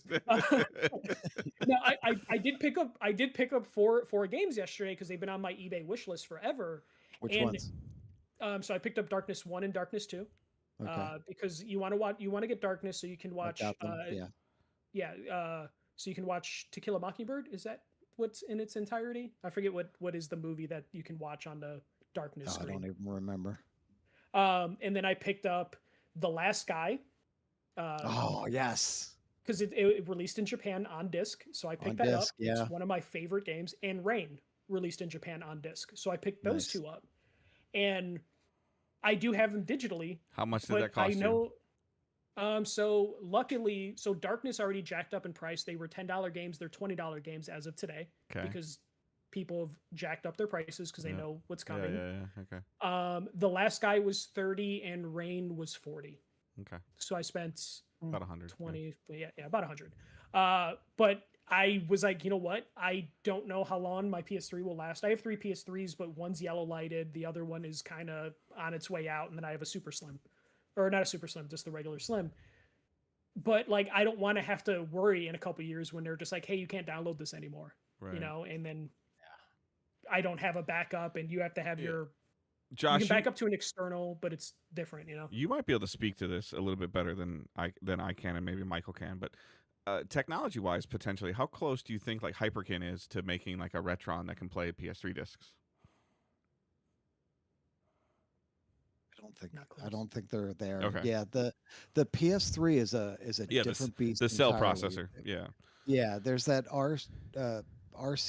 RPCS3. Yeah, that's getting close. Yeah, but that's not close. Yeah, and it's not quite there because a Retron emulates, correct? Yes. Okay. I believe it does. Yeah. I really have a problem with that because, like you were saying, the store is so fucked up, and trying to find those specific games that you want to download onto your PS3, it'll crash before you can scroll all the way through your my gigantic list to download something. But you can't be the only one that's struggling with this. Like, I mean, you're not. I only have 1,000 and it breaks. I'm just wondering, would Sony ever give? And I think the answer to this is no. But would Sony ever grant back-end access to allow people to try to export it? Nope. Yeah. No, I couldn't. Imagine you can do a system backup. No, I know you can do a system backup, but I'm talking about trying to move it. No, I'm talking about yeah. Oh, okay. Oh, move it. Oh, okay. Move it onto a platform that might run better. You know what I'm saying? Like, I'm speaking like craziness because I'm just trying to think of there's got to be some kind of computer program that can read that, or that will eventually I think what the hope is that like the concern is like, okay, like my PS3, my USB, like I have it on a hard drive and I'm trying to move it from the external hard drive to the internal hard drive and it's not reading. And eventually you might run out of PS3s that are reading. So like, is there ever going to be a potential thing that I can plug into this box and I can play my PlayStation games? Like that's not an official PlayStation. So if the PS6 is fully digital and it's powerful enough to fully emulate the PS3, is that a possibility that suddenly you can download PS3 games and play them if you have them digitally? Yeah, download Is them that to a a thumb thing? drive or Is something. that even a possibility Right. to play them on the PS6? Not without I it doubt it. not without it costing you. I mean, they've done that on Yeah, PS5 with PS3 classics, right? They re-released them or something. Yeah. Like Or So, PS2 classics was it or something. PS4 was it? I just don't so you remember. guys, Yeah. just so you guys are aware, so RPCS3, which is the PC emulator, Yeah. to run like 50% of the games at like the lowest at like PS3 level specs, you need at least 16 gigs of RAM, you need an SSD, and you need at least a 2080 or a 2060 graphics card. So that's So- a $4,000 PC. No problem. No. It's not that expensive, but it is more powerful than a PS5 is now. Okay. So Yeah. Alright. maybe they could get there on PS6, depending on the jump. But that would require right them to now- do something very consumer friendly, which they have shown the last 10 years that they don't want to do. Prior to Yeah. that, they yeah, were. and we will continue that. Yeah. Yeah. Yeah. They'll never get there, and it's basically Palmer brought it up in our Discord of just like, hey, what's everyone's plan to download the store? But I was completely serious as an anti-piracy person. Was like, fuck it, I'm gonna crack my PS3 because like at this Yeah. point, I trust that more than like their servers, because if you crack it, you can do everything you're saying, Dave. Yeah. In terms of like being able to navigate your downloads and pull them up. I mean, they're technically pulling up some other downloads, but you can have more control over your backup if you crack Right. your system. But at that point, when they're cutting off access, and they are cutting off access, they're not cutting off access. They're cutting off purchasing access, which they are, in this time next year. That is the point of where I feel, to your point, like where piracy would be okay because now you can't get that game. No, if you can't legally access that Right. content, I feel like it's fair game Yeah. at that point. It just logically makes sense. And I'm keeping my discs, but the part of the reason why I buy physical discs, like, because I had the moment where I'm like, I'm gonna buy a PlayStation Network card because that's the only way you can buy games on a PlayStation is if you upload a PSN card to your PS5 Oh my God. and then the wallet shared. I was like, oh, let me start loading up on some of these games. And then I had the realization of like, one, why would I give PlayStation money for something that they can eventually take away from me? And two, there's actually a really big exploit that no one talks about on the PS3 that is called the C-bomb. So that's the CMOS battery on your PS3. Yeah. Once that expires, it revokes all of your digital licenses. And you can't redo it unless you replace the CMOS battery and then re-authenticate with the PSN servers. But eventually, if those PSN servers just fucking get cut off, or the PSN server is PS3 and they've cut the store off. Yeah, which means eventually they're going to, cut off PSN access, trophy access, and all that stuff. To where, like, even if you're backing up your digital games over and over again, if you get a bad CMOS battery on your system, which will happen eventually, unless you're actively like swapping it out in the meantime, you're going to just lose access to all your digital games regardless. So at a certain point, it's just like, fuck it, you might as well homebrew your system and have access to your stuff if you don't have the physical disc. Especially the physical disc prices are crazy. My most expensive game that I own is a copy of Africa, and that game is dog shit. Like, okay, I bought that when it came out. I bought it from Hong Kong. Yeah, that was the only way to get it. Or I do have the US release. They did eventually do a US release. Yeah, that's $180 game now, and that's insane because that game is trash. Yeah, it is. But like, I wouldn't tell anyone to go out and buy this copy of this weird game. Yeah, today, he's got physical copies of Concord, Josh. I did buy a physical copy of Concord after the servers closed because Nice. I want all the failed. I bought Destruction All Stars. I want all the failed PlayStation Live Service games. Oh, that's great. So I'm gonna have a shelf of like the downfall of PlayStation. Just put it That's on good. stairs. Like Yeah, there we go. stairs I going have so down. much stupid shit in this room. I will find a spot. But like there's no reason to like go out and seek these physical copies of these games. There's no reason to give PlayStation money because I'm on the PS3 Reddit with other sad people, and they're all like buying the PS1 and PS2 classics because that is the cheapest way to acquire some of these PS1 and PS2 classics because the physical disc is so expensive. Yeah. But like, why? But what give them money happens? if What they can happens in pull- 2 years when your PS3 hard drive goes poof, and you? No, exactly. So You're fucked. yeah.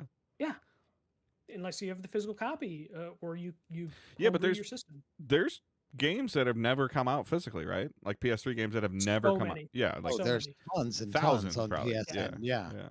Yeah.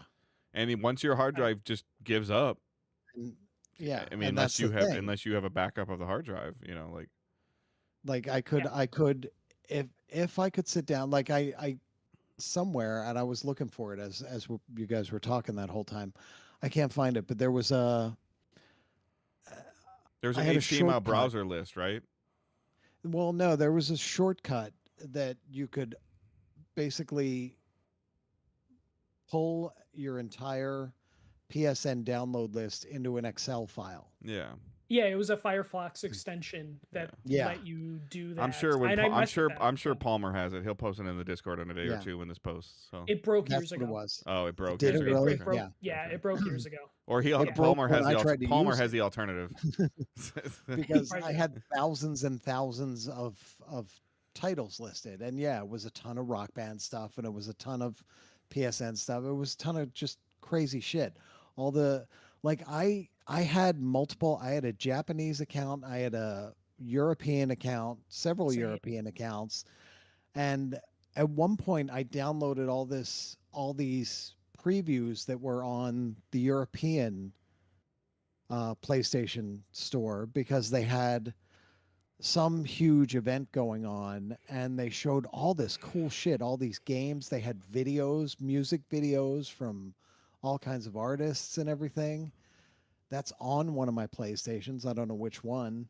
But I can't, there's no way I could go through that list and kind of sort it out and download. Or prioritize it. Yeah, prioritize it, or even say this chunk will fit on this PS3's hard drive. This next chunk will fit on this It's an PS3, all or nothing. and download it. And And how do I download all that Yeah, shit? It's and gonna take forever. External storage is not an option on the PS3, correct? It It is is for system backups. For Okay, you but can't not for play- software. No. Well, it'll back up the software, the games, and everything, but it's not playable from the hard drive. Right. And if you want to use those games on your system, you have to restore the whole system to that backup, and it takes fucking forever. Like I had a And it, correct me if I'm wrong, but 500 gigs Nyko of made that tumor looking thing for the PS4, not the PS3, right? PS4, remember yeah. that. Okay. Yes, that was a PS4. That looked like it gave your console a tumor.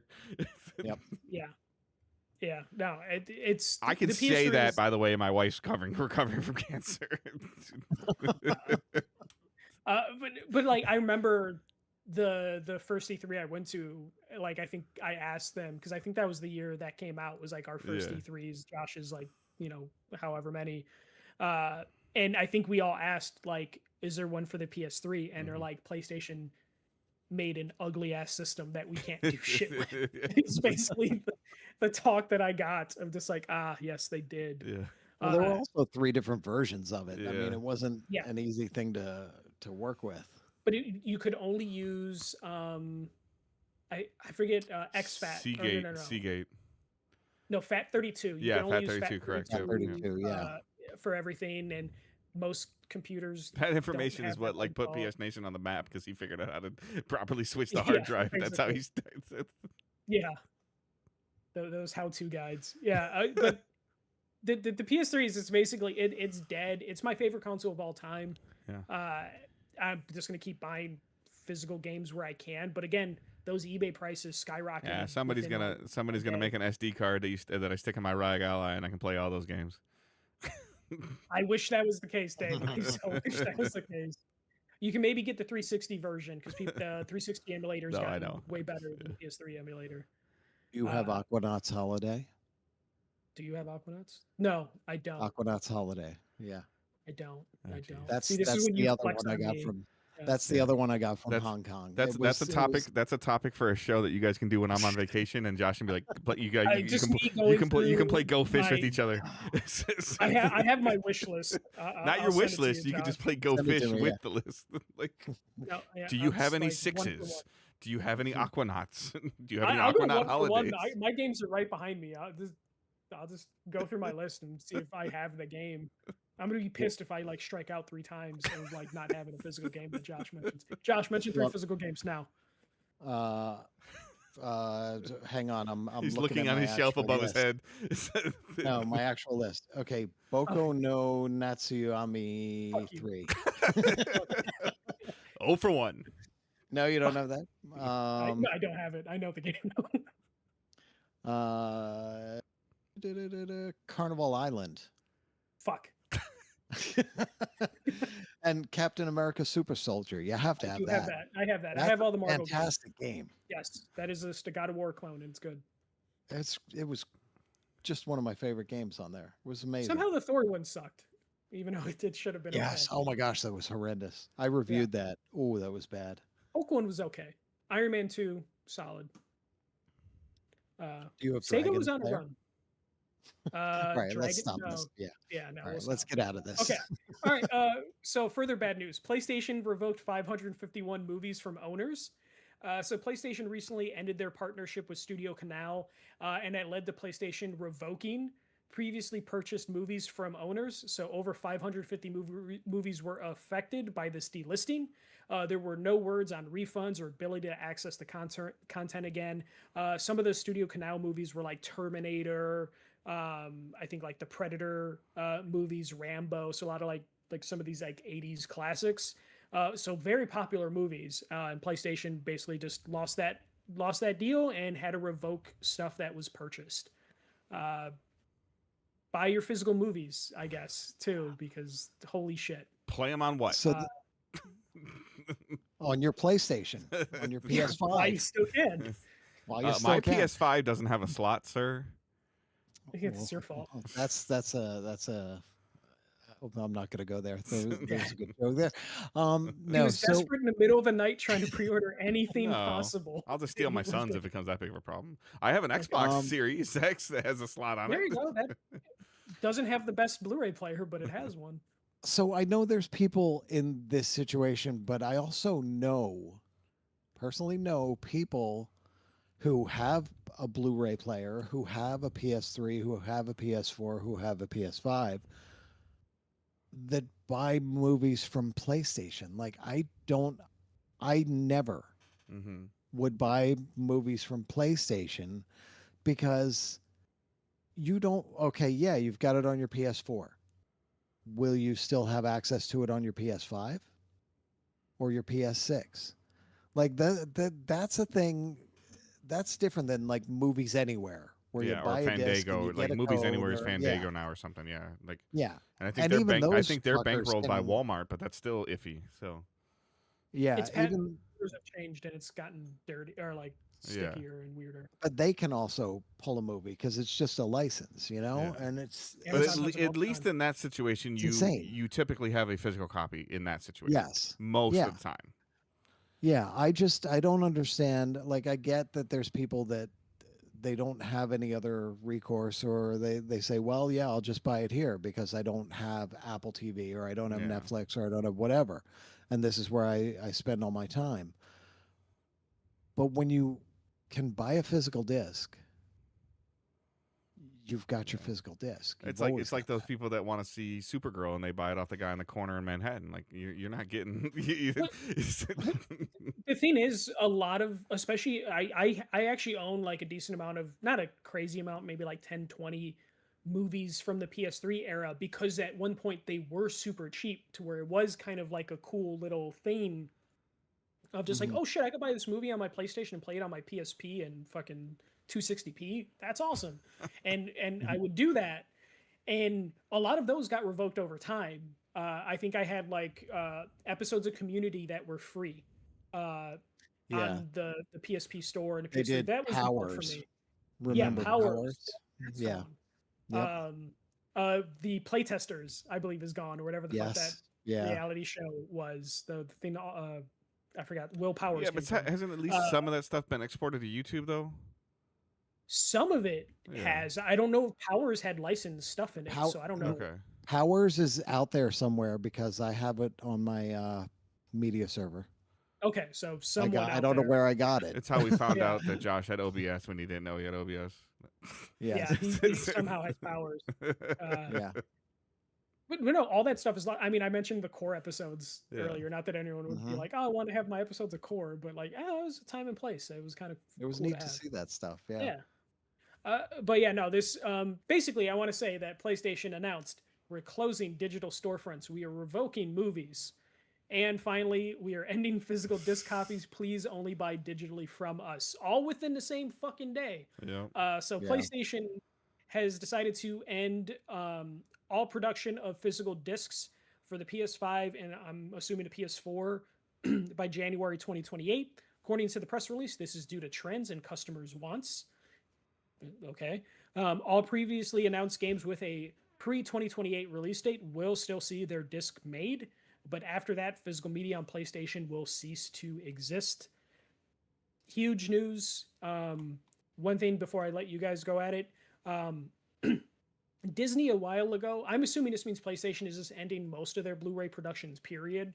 Last year, Disney basically killed their DVD movie department, home video department, and licensed all that to Sony because Sony is still a Blu-ray manufacturer. And now PlayStation, Sony is saying they are ending productions of Blu-rays and discs in 2028, which probably also means their movie division will also cease production on physical discs and they'll forego that Disney license.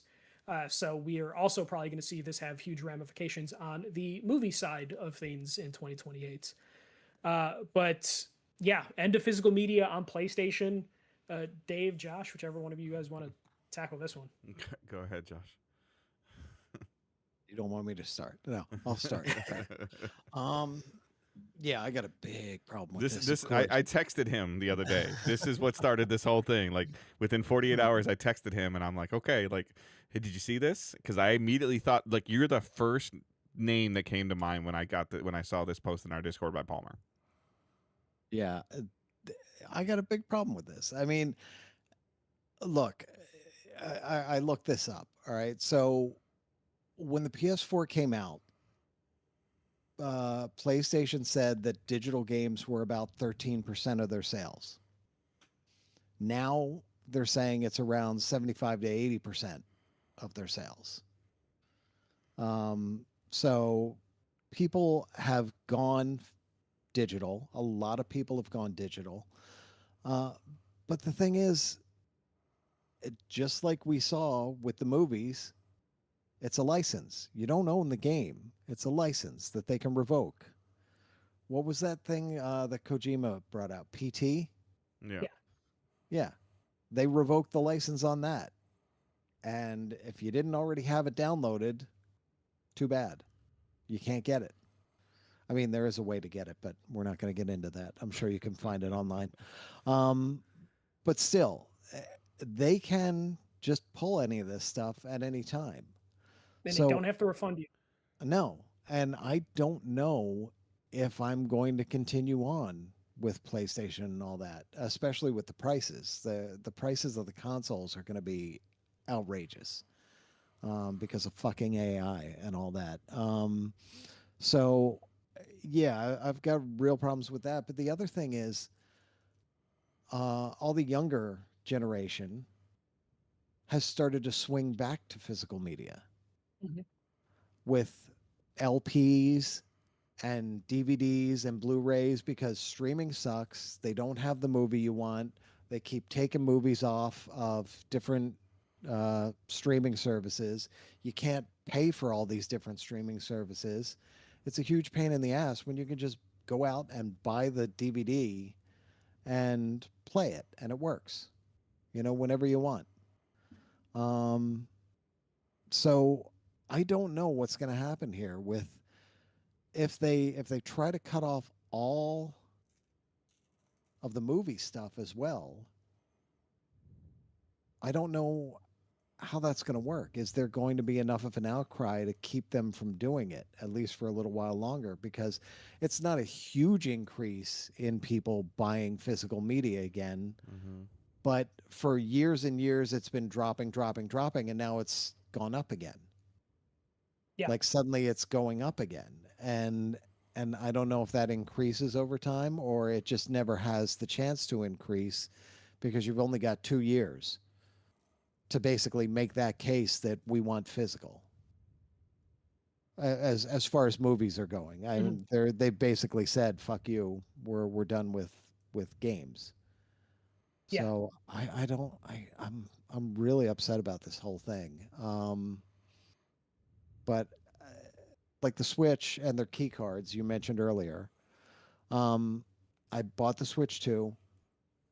I bought a bunch of games on it, some digital, a bunch of physical, but the physical ones that I bought are only the non-key carded.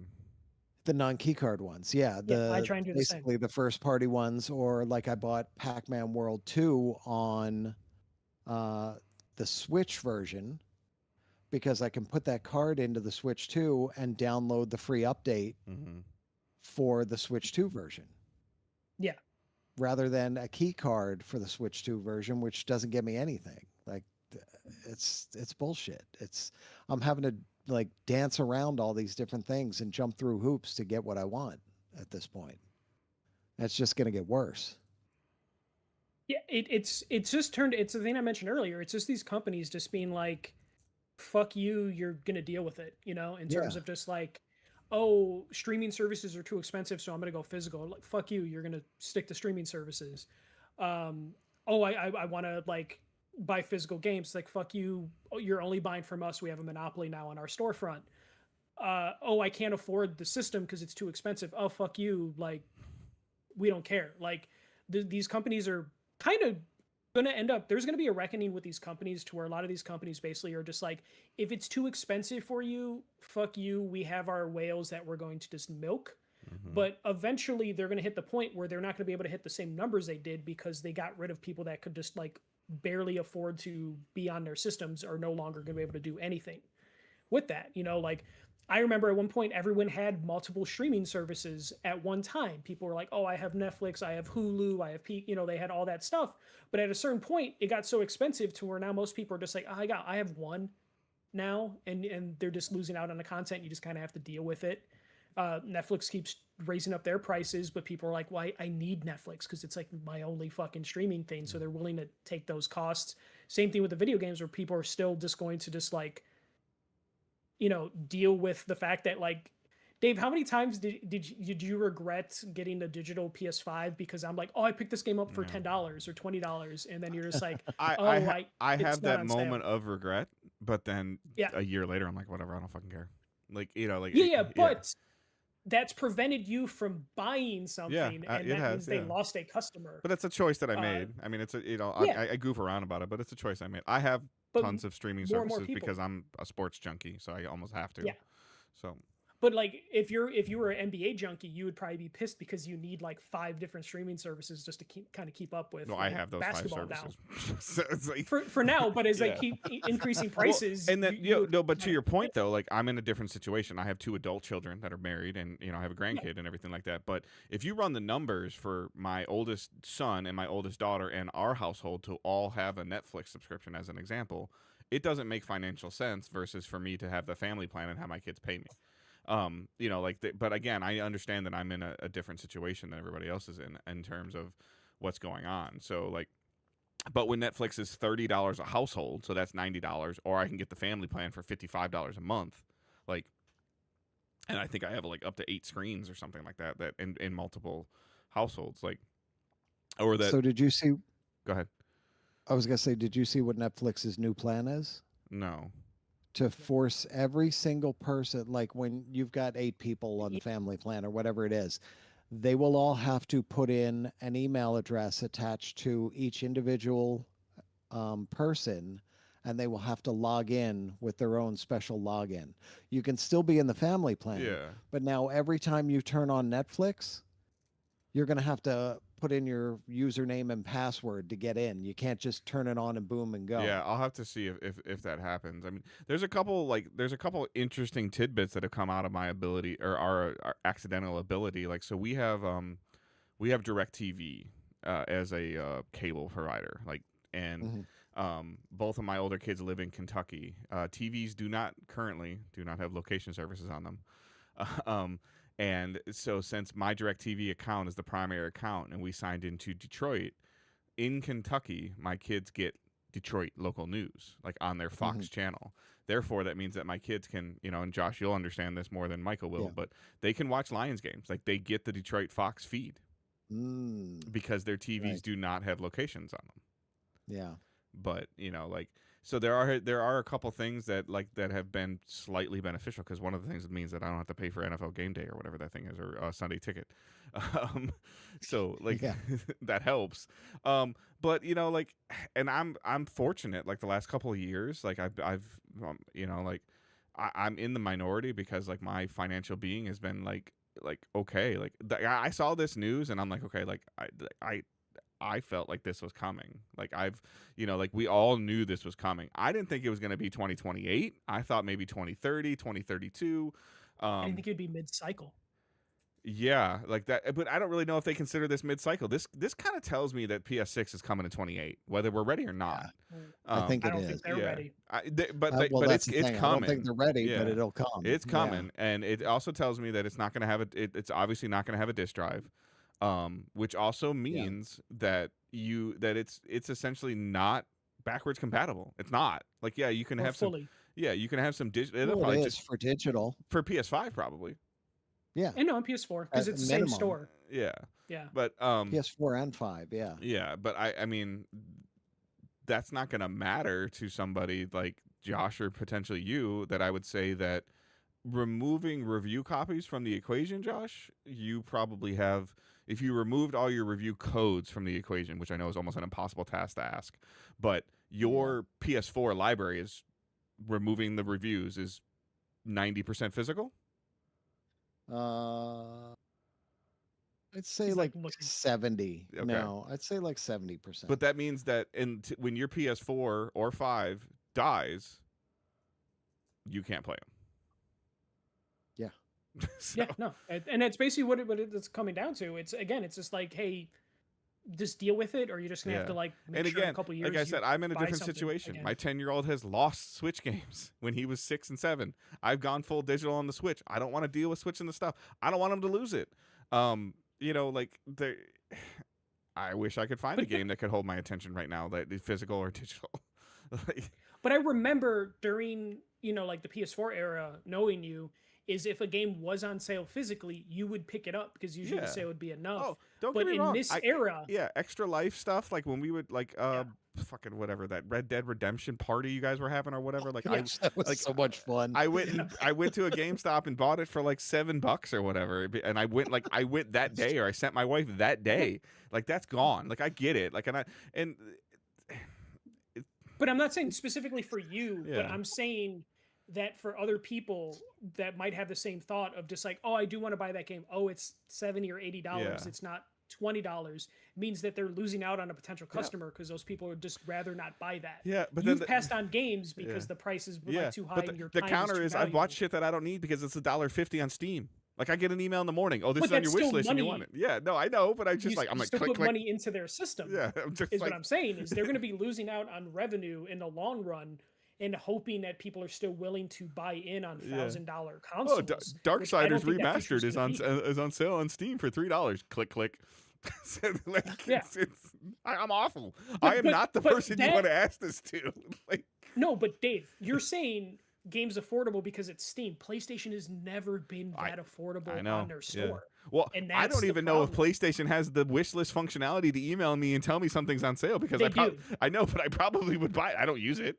Like, No, I use it, yeah, and every time I get an email, this game's on sale, it's like 5% off. yeah. And it's just like, No, well, I'm with fuck you. you. Yeah, yeah. Like, I don't. Versus Yeah, like I've seen I said something fuck like you a lot this episode. Atelier. There's a Yeah. game called Atelier like that I think it looks really cool, and I'd have to pull it up on my screen here, but there was a game that I saw a trailer for. I'm like, oh, that's cool, and I looked it up. I think I told this a couple months ago on the podcast, and I was like, it's $25 on PlayStation. I opened up Steam, $4. I'm like, Yeah, but PlayStation has never needed to be competitive there, yeah, and they still have no reason to yep, be competitive there.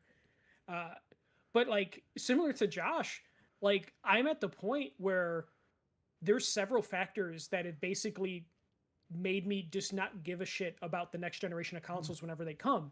I'm tired of AI being pushed into every aspect of the video games that are Yeah. currently being developed and yep, that will be coming out.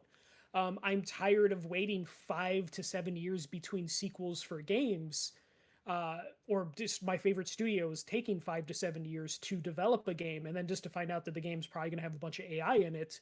To the buy-in for the consoles is going to be crazy. And then like I think there's also just been kind of like a stagnation in terms of just like the type of genres that these publishers are making. In terms of how mm-hmm, many times did we see like the same sort of Souls Samurai game mm-hmm. coming soon from major publishers, and every indie game just being a farming simulator game, to where like it feels like the entire video game industry is trying like to repel me to Yeah. just be a recluse And you're and just just go back to the old and, games. and I hate to say it because I wasn't this way prior to the pandemic, but you're just better off buying a PC right now. Because like you're No, talking they're too about, expensive now. I know, but if you're going to invest that much into a PS6, you might as well buy a PC because you're only talking about 4 or 5, maybe. Like at this point in time, I'd have to go back and look, but PlayStation exclusive games, a dozen, 15 that released, and then that aren't like, and then a third of that's not for you, like for the the consumer. So you're talking about 10 games. You're talking about $100 a game on a console that's $1,000 versus like a handheld Steam Deck or a Steam or a ROG or a gaming PC, or like hell, or even at this point in time, cloud Xbox cloud gaming. Like it's just like Yeah. it sucks to say it. Like I don't like it. I try to turn my ROG on. It's like I have to update. I have to restart. I have to do this. But I, like it's just it's cheaper. Like Yeah, no, but it's just pushing me to be more retro because again, video games I haven't seen really any new games that have like fully interested me. I love PlayStation Studios, but I'm tired of playing third person action adventure Well, games. I was just about to from ask you, PlayStation and I'm going Studios. to ask the same question to Josh. As you guys are bigger comic book fans than I am, okay? Like, and I understand that, and I respect that. You both are bigger comic book fans than I am. Is Wolverine a guaranteed day one buy and play for either one of you? Day one. Josh? Day one, I don't really buy anything day one anymore. Right. So what? But I will get that at some point. Right. Absolutely, I will buy Yeah. it. Yes, but I don't buy anything day one at this point. I haven't in a long time because I've got so many Right. fucking games as it is, and I'm playing stuff, with So- my daughter and my right. son, and it's just Which tells me that I you get it don't- when I you- get it. You care that it's coming, but you don't care when it's coming. Exactly. At Okay. this point, yeah. Yeah, Michael, is it a September 15th? I come home from work and I'm playing but it is. Yes, but it is the most lukewarm feeling Okay, I've had yeah. towards a game that I'm buying day one. Okay. Like I'm just because it's Insomniac and because it's X-Men related. Yeah. But I am actually not excited for it. I just want to use my PS5 for something other than Rivals. Yeah. Like And I'm then are you desperate gonna? to- Then I to- guess now my follow up question is: are you gonna buy it physically or digitally? I'll probably buy it physical because now I'm just like, let me buy the last run of PlayStation games physically. Was let me. so that let me get changed from the some news out. this week? That changed your thought process? No, I was always gonna go. Okay. So Josh, physical or digital? Yeah, physical. Yeah. Well, yeah, I mean, physical, most likely. Almost definitely. I could see you going digital just for the convenience of I it, could do both. and then find it physically in a couple months. Like yeah. Yeah, that tends to happen, but usually it's only when the digital version comes down in price because I'm not going to pay Okay. full price for a digital version ever. Okay. That's kind of where I'm at That's the with, like, same thing digital. with GTA 6. Like and I'll get it I'm eventually. probably the one that's going to pre-order it in a month when I see it on the PlayStation Store. Forget it's coming out and get a notification on my phone on release day that it came out. I'm going to come like, oh, I'll play it when I get home, and I won't. But when it comes to like GTA 6, Yeah. I'm not going to buy the empty box or the code. Oh no, I'm just going to I'm buy not it doing digital, that. you Fuck know? no. Yeah. Like I don't want an empty box on my shelf. I have a copy of Tomb Raider. Well, because all it's going to do is Tomb of frustrate you. Osiris that's a digital Because code like box. in like 8 years, you're gonna be like, oh, that's right, I have GTA. Oh, I have it physically. You're gonna open it up and like, fuck. No, what I'm gonna do is just gut it for a game that I actually really like because it's a nice clean case, and then put True. Yeah. No, for GTA 6, I will wait until the digital version drops to like $40, and so then I'll buy it. potentially a year after launch. Then Yes. okay. And then if a disc-based one shows up before 2028, then fuck yeah, I'm buying that. Regardless of price. If it's Game of the Year edition, would you pay for it? Yeah. I'd probably play full price, but because it's going to be coming. You know why? Like normally I would say no, I'll hold off until it goes down in price, but knowing that it's going to be the last physical. Ever, yeah. So no, I get it.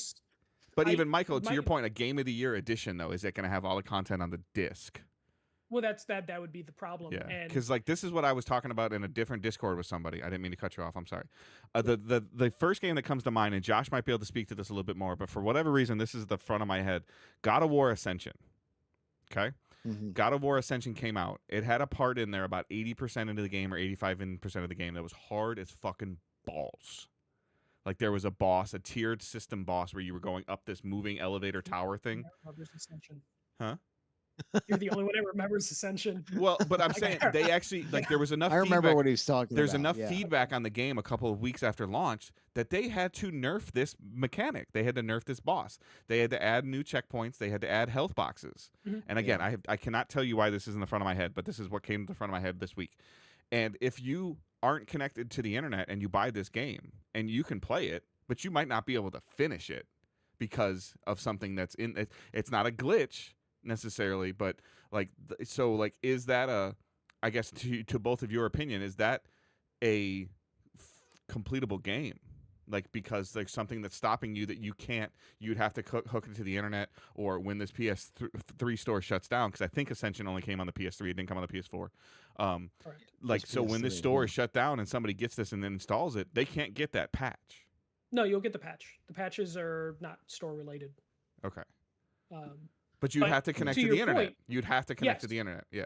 Yes. PSN's not going to run forever on the PS3. Right. Eventually, they're so especially in once 2035. Are you going to be able to get that patch? No. Right. Like you better hope you patched it before. Like I'm probably going to have to do that, where I'm going to have to put every physical disc I have, and then make sure I patch them. But the only problem is you can't hold more than a terabyte worth of data on the PS3. So. Like you can't install every disc that you have. So you really have a game that might just be a brick. Potentially, yeah. Or you get good, like, and you just like try and like complete it because it passed QA. So you would hope like it's completable somehow. Well, see, that's the thing. So that was one of the other things I saw is that does it play? That's a good account to follow. So they said about 80% of the games on the PS4 or PS5, I forget which one it was. Probably PS5. About 80% of the games on disc work without an update. Okay, that's higher than I expected. So they do work. Yeah, they do work. But of course, with almost every one of them, there's going to be patches. There's going to be extra content that came on later. There's going to be, Well, we've all three of us have experienced the, hey, you're having a review copy before the day one patch. We've all experienced that. Oh fuck yeah! Yes. And hey, don't hold us accountable. Don't hold us accountable because old boy's face is like peeling off in this one cutscene. Like we're fixing it on launch day. Like we've all, and that's the belief kind of like with GTA. There's two things that I've heard like going on with this. One, this digital only thing kind of really stops early access to the game. Yeah, which is they're very afraid. Right. And because then people stole discs constantly. Yep. And then two, it gives them the ability to quote unquote release it and patch because they don't have. But it lets them work on the game right up to almost launch date. Right. Because they don't have to set a gold master and Yeah. send it out to get done, 2 months beforehand. You're right. Yeah. I imagine for Grand Theft Auto's case, a couple things for Grand Theft Auto. I imagine they are doing the no disc one so they can work on the game until launch to make sure day one patch is ready. And two, I think they don't want the leaks to happen. They don't want the theft to happen. Yeah. And in this current landscape, they probably look at something like The Last of Us Part 2, where that game leaked a month or two before launch, Yeah. and then people made opinions of it, and it turned into this whole talking point shit show for that game that I feel like wouldn't have gone through that shit show if that stuff wouldn't have leaked ahead of time. Yeah. And specifically for Grand Theft Auto, we are going to have an interesting launch because you're going to get a lot of people in this current political climate that are like, wait, is this game making fun out of me? And then they're going to say, why is this game political? As if Grand Theft Auto has never fucking been a parody of current times. And Michael, the best part is they're not even going to realize it. No, but Josh, they are going to realize it, and they're going to be pissed. And then Dude, they all played say, Far Cry why- 5 and didn't understand either, okay? That's true. But we're in a current state where, like, anytime something comes out, Don't tell we're 'em. like, why is You're in a this, cult. why is the X-Men woke? And then it's just like, X-Men has always been this. And people are going to have that with Grand Theft Auto. Dude, And people it's gonna complain be that Star fucking Trek hilarious. became too woke. Yes. Oh, What Josh, the fuck is God, Star Trek? God of War Laufey is getting just ripped. Yeah. Did you And- see Oh that my stuff, gosh. Josh? People are Yeah. idiots, man. No, but like, I you know imagine... what? Wait a second. I Yeah. said this on the other podcast, on the old podcast, The a other long show. time ago. I was like, man, individual people are pretty smart, Oh, but like when you society's get people dumb. into groups, they're fucking idiots. And Yeah, and but- and my co-host was like, "Oh, I'm backing off of this one. You're gonna get all that." I was like, "Yeah, oh no, whatever." don't worry, dude, Josh. No, but the fucking dumbasses who were talking about conservative Republicans are going to be like, this game is making fun out of me, and they're gonna be upset, and they're gonna make a big fucking stink about it, and then people I are gonna don't have to think show so. them old fucking clips of Grand Theft Auto and be like, this game has always made fun out of you every fucking game. I And don't think so. Yeah, 'Cause I know. whole- I'm with. I'm kind of. I understand where Michael's coming from, and I'm kind of with Josh too, because like there's this thing. No. Like, and I'll Yeah. use a real life example. So like they tried to. He's from here, so they went after Eminem, like, and he's like, you want to do what? Have you not seen my life the last 25 years? Like, bring it, try. Like, Yeah. Yeah. And I think that's what Rockstar is going to be like. Okay, like, yeah. no, it's not. Thanks gonna for be your like a big- $100. Appreciate you. It's not going to be a big controversy Yeah. thing, but like I'm saying, if it did leak out early, they would have to start that fight ahead of time. Yeah. They're going to Oh, get yeah, those for sure. people that are going to Mm. complain money because those people are going to pre-order and buy it day Yeah. one, and as they're playing, they're going to be like, "This is a mirror," and then they're going to be very upset. But the cash has already been Yeah. sent. Because You know, Eminem the said, checks have "Just cleared. I dare you to try. Like, bring it." Like, Yeah. even like, But that's the thing. It's always been a mirror, and they've never really caught on. But now you have people that like their whole persona is to bring this to people's attention and to Yeah. start people to fight. And I feel like it's one of those things that like by not having the think- game leak out early, yeah. I they agree. can But I also think there's avoid enough some of that. defenders to go GTA. I Do see tell that. tell me you don't know GTA Oh, without yeah, knowing yeah. GTA. Yeah. GTA is going to win no matter what. Yeah. But they are going to at least avoid some of that stuff by not having it leak early. But my last thing for Grand Theft Auto, I imagine PlayStation has already gone to Rockstar and are like, how would you like for GTA 6 to be the last discs we print in January 2028? And then, just to get that big order in of just Yeah. like, how many discs do you need us to print? Because there's going to be a race with publishers, like a limited run games as well, Oh, of yeah. like, we want to Jeez. be the last discs printed. They did that limited- with Vita. They had Yeah, all they kinds of problems actually- with Vita and all that. Yeah. And they actually sat on some printed Vita games for like a long time just so they could say they had the last released games. But you're going to get like a rush of people buying current games because, they're not going to get reprinted forever. And then you're going to have a rush of people buying whatever they think is going to be the last printed disc game. And I imagine PlayStation is either going to make sure like that last printed game is a Naughty Dog game or it's like a Rockstar Grand Theft Auto 6 game, just so they can like capitalize of just like, hey, if you want to get GTA 6 on disc, this is your only chance to get it. We're only printing a couple million copies, and then just try and cash in on that. PlayStation's going to profit on this. Anyone that is like putting out petitions to get them to stop, they're not. Like, this was a decision that's going to save them billions of dollars, or like hundreds of millions of dollars, and it's going to make them billions in the long run. They are not going back on this because a couple 100,000 people signed a petition. Like, well, this decision's made. You got to get your Tokyo Mirage sessions. Tokyo Mirage There's also been like 400,000 people that signed a petition for Destiny 3, and that ain't gonna happen either. So. Supposedly the last Wii U game. Oh, okay, yeah. I didn't collect for the Wii U. So real quick, I think I know the answer to these questions, but I'm very curious. I think I know the answer to these questions. So Michael, PS6 disc drive or not optional? Probably no. Maybe they'll, as a fun thing later on, they'll have a backwards compatible Xbox Helix disc slot or not? If that program that Josh brought up earlier is real, then yeah, it'll have a disc drive. So Josh, are your answers the same? No. Well, I don't. Will PS6 have a disc slot? I don't think it will, because I think it's going to be like a ROG Ally or like a Switch 2. You know, will Helix have a disc slot? If they're smart, it will, so that they can say "fuck you, Sony." Yeah, look what we did. I think Helix will have a disc slot. I think it will. I think if they're smart, they would. Just for the backward compatibility alone, that you could put in an original Xbox and disc drives disc, aren't expensive, right? Xbox Especially 360. if Asha's trying to build back consumer trust in the brand. Yeah, like that's the way to do it. This is an easy win. Yeah, I mean it adds money. It does add money to the physical console, but it's an easy win for Xbox. They just have to secure a very easy win. And it could help them sell some of their older physical media that they have not been moving. They can get their lick back from the how to borrow games on PS4 like video of just them like inserting a disc into the drive over and over and over again. I was in the audience for that. Were you guys there for that one? I forget if I might have been. I feel like I couldn't remember. Yeah, I was there for Final Fantasy VII Crime. I was there for that because we were next to somebody that just smelled foul. Yeah, that really smelled something terrible.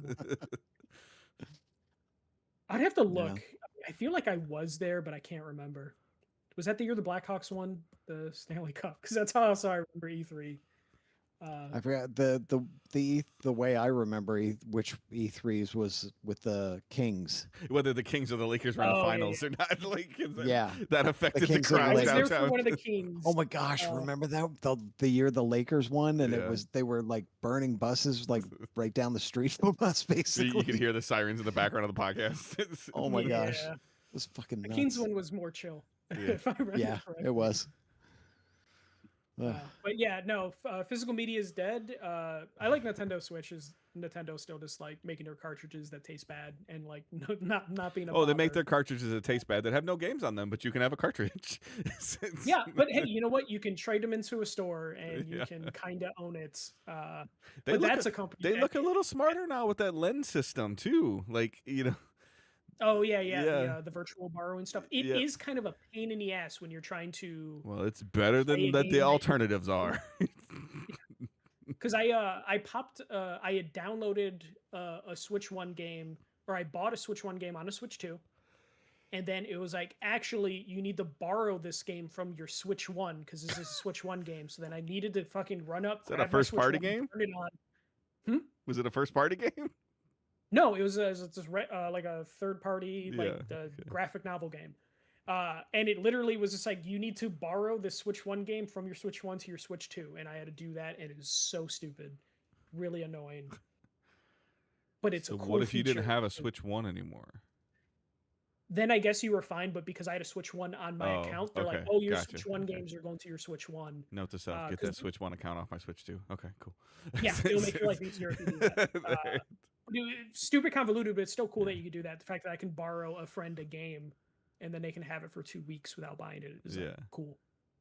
But also Nintendo has no problem closing stores. They've closed several over the last couple years. The Wii, the Yeah. Wii U, the DS, the 3DS store, those have all shut down, and they do not give too much of a warning. So Yep. yeah, digital. Hey, the digital days are here, Dave, and it's not. Yeah, great. we just made the prediction name of our show 5 years early, but we're good. Yeah, we're here, and I'm not happy. Yeah. It's all your fault, you fuckers. Yeah, absolutely. Yeah. And it's been 2 hours of this now, so. Yeah. Damn. I don't know where to go from here, but Yeah. that's all the news I had. How's life, Josh? That's good. Okay. So I remember I reached out to you about like where am I in The Last of Us 2 and can I stop, for the TV show? Oh, Jesus. Yeah. You remember that? All right. Yeah. So I played through that whole thing and then I played it again for some reason. I forget what I was doing. I played it again because now I had seen it all and I was like, all right, now I need to go back and I need to go and find all the coins, all the fucking quarters and stuff like that. Yeah. And then my daughter is like, I want to see The Last of Us. You Ooh. playing it? Oh, And I was boy. like, well, she's okay with it. She Alright. she watches Squid Game for fuck's sake Okay. with my wife. Okay. She's like 25 now. Yeah. It's been so long. No, she's not, but she's younger than both the my boy. kids. I know that. I know Yeah. that. So- Yeah. I just don't know how old. Both my kids are very mature Yeah. and we don't Yeah, treat yeah, them yeah. like little kids, but she didn't want to watch the show. She's like, the show will scare the shit out of me. No fucking way. But she's like, I can watch the game. The game's I'm like, worse. okay. Yeah. The show is But it's a bad, game. though. It's season 2. Yeah. But it's a game. So for her, it's a game and it's Yeah, just, haha, it's a game, and I get it. No, that's nasty, but it's a game. It's a video game versus those are human beings. Like, Yeah. So it was so much fucking fun to play with her, like as she's watching all this, because she went through the exact same thing I did, the exact same thing. Especially, I mean, all right, spoilers for anybody for a however many year old game. At this We've done a point. spoiler cast on this game. You're safe. Okay. On 2, yeah. All right, yeah. So when Joel got killed in the beginning, I put the game down, I walked away, and I didn't play it for like 2 months, 2 or 3 wow. months. I was Wow. so pissed off. And then I got back into it. And I'm then impressed that you didn't know that. Like in terms of like Yeah, that oh, that no. was I know you've done a great job of like putting your blinders on. Like you always Yeah. do a great job of that, but I'm impressed that you didn't know that. No, I didn't know. So. I didn't know.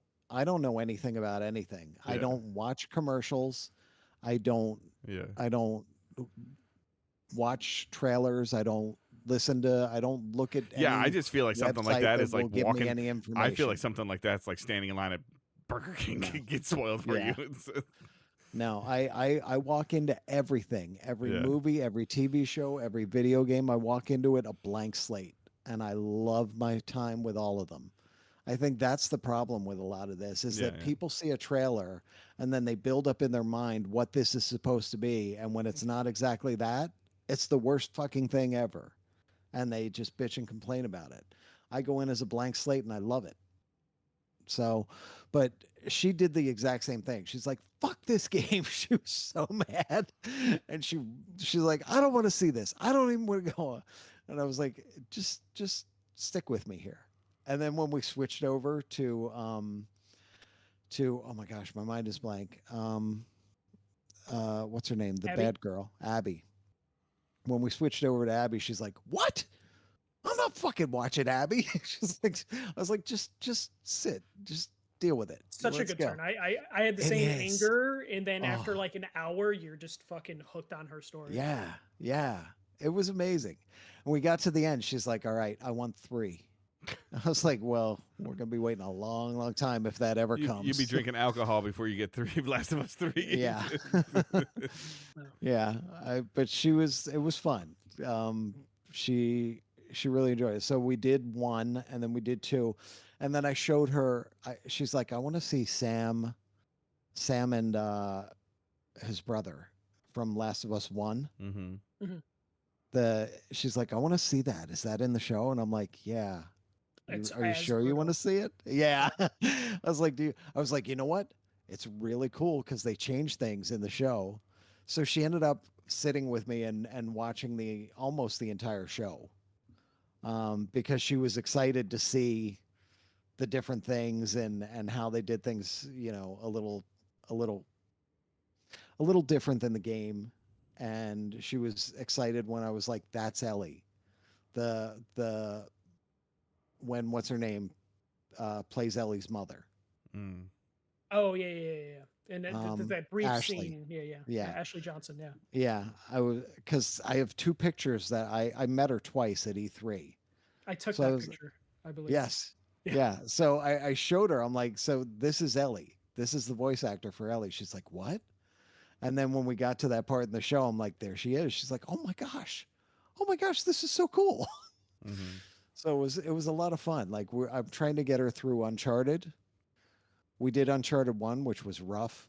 Yeah. The Um, legacy, the the remaster. original one, right? or the Legacy Yeah, of the Thieves? remaster. Oh, okay. Okay. No, It's a Uncharted little 1. bearable, yeah. Yeah, not the- Legacy of Thieves, but like the Nolan North, or not the Nolan North, but the Nathan Nathan Drake. Drake collection. Sorry. Yeah, yeah. Okay. And we got partway through 2, and she's kind of like, nah. I'm like, but I want to get her to 4. I want to Yeah, get her yeah. to that ending. I'm like, Yeah. it ties together so good. 3 is You need- really Trying to good finish from a it. story standpoint, not necessarily from a gameplay Yeah. standpoint, but from a story element standpoint of the Nate and Ellie, Yeah. or the Nate and Elena. Sorry. Yeah. But pitching that of just like, hey, 2 is going to be like 1's going to be 2 is going to be a real high, 3 is going to be like and then 4 is like another high is It's kind hard. of like the tricky part. Though Yeah. 3 has some of the cooler like graphical things that they've Mhm. probably ever done. Like, Yeah. the sinking boat, the sandstorms, the plane, The plane, yeah. all that stuff in plane, 3. yeah. Like as an action movie, 3 is probably the best of the series, and then 2 is like Even- the best overall. Josh, have you seen that it's really 007 game? Yeah. Mm-hmm. Yeah. That's good. I haven't bought it yet. Again, I now I wait on sales for Yeah. everything. And I mean, it's the Hitman developers, so I know it's going to be fucking great.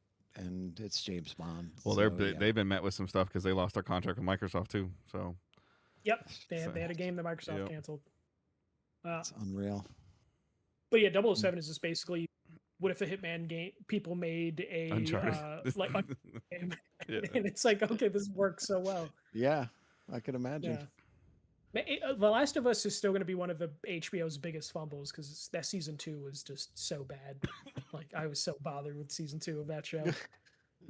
I didn't man. mind it. I mean, it's not. I think it really is you going know, to I depend. knew- Season 2 is going to depend on what they do with 3. Like really, the legs of season 2 are 3, going to yeah. be And 3's the Yeah, last season, so they're going to try and tie it all up. So it's 3 like, is critical, but 3 is going to be all Abby. yeah, and they've recast like 2 people in the show already for season 3, and I'm just like, damn it. Yeah, they Uh, did that in Game of Thrones all the time. Yeah, but like Tommy's getting recast, and I forget who the other person is. There's Still like 2 never- people that I'm like, I wanted. Still to never watched still any be in Game the of show. Thrones. I'm trying to decide if I should. Don't.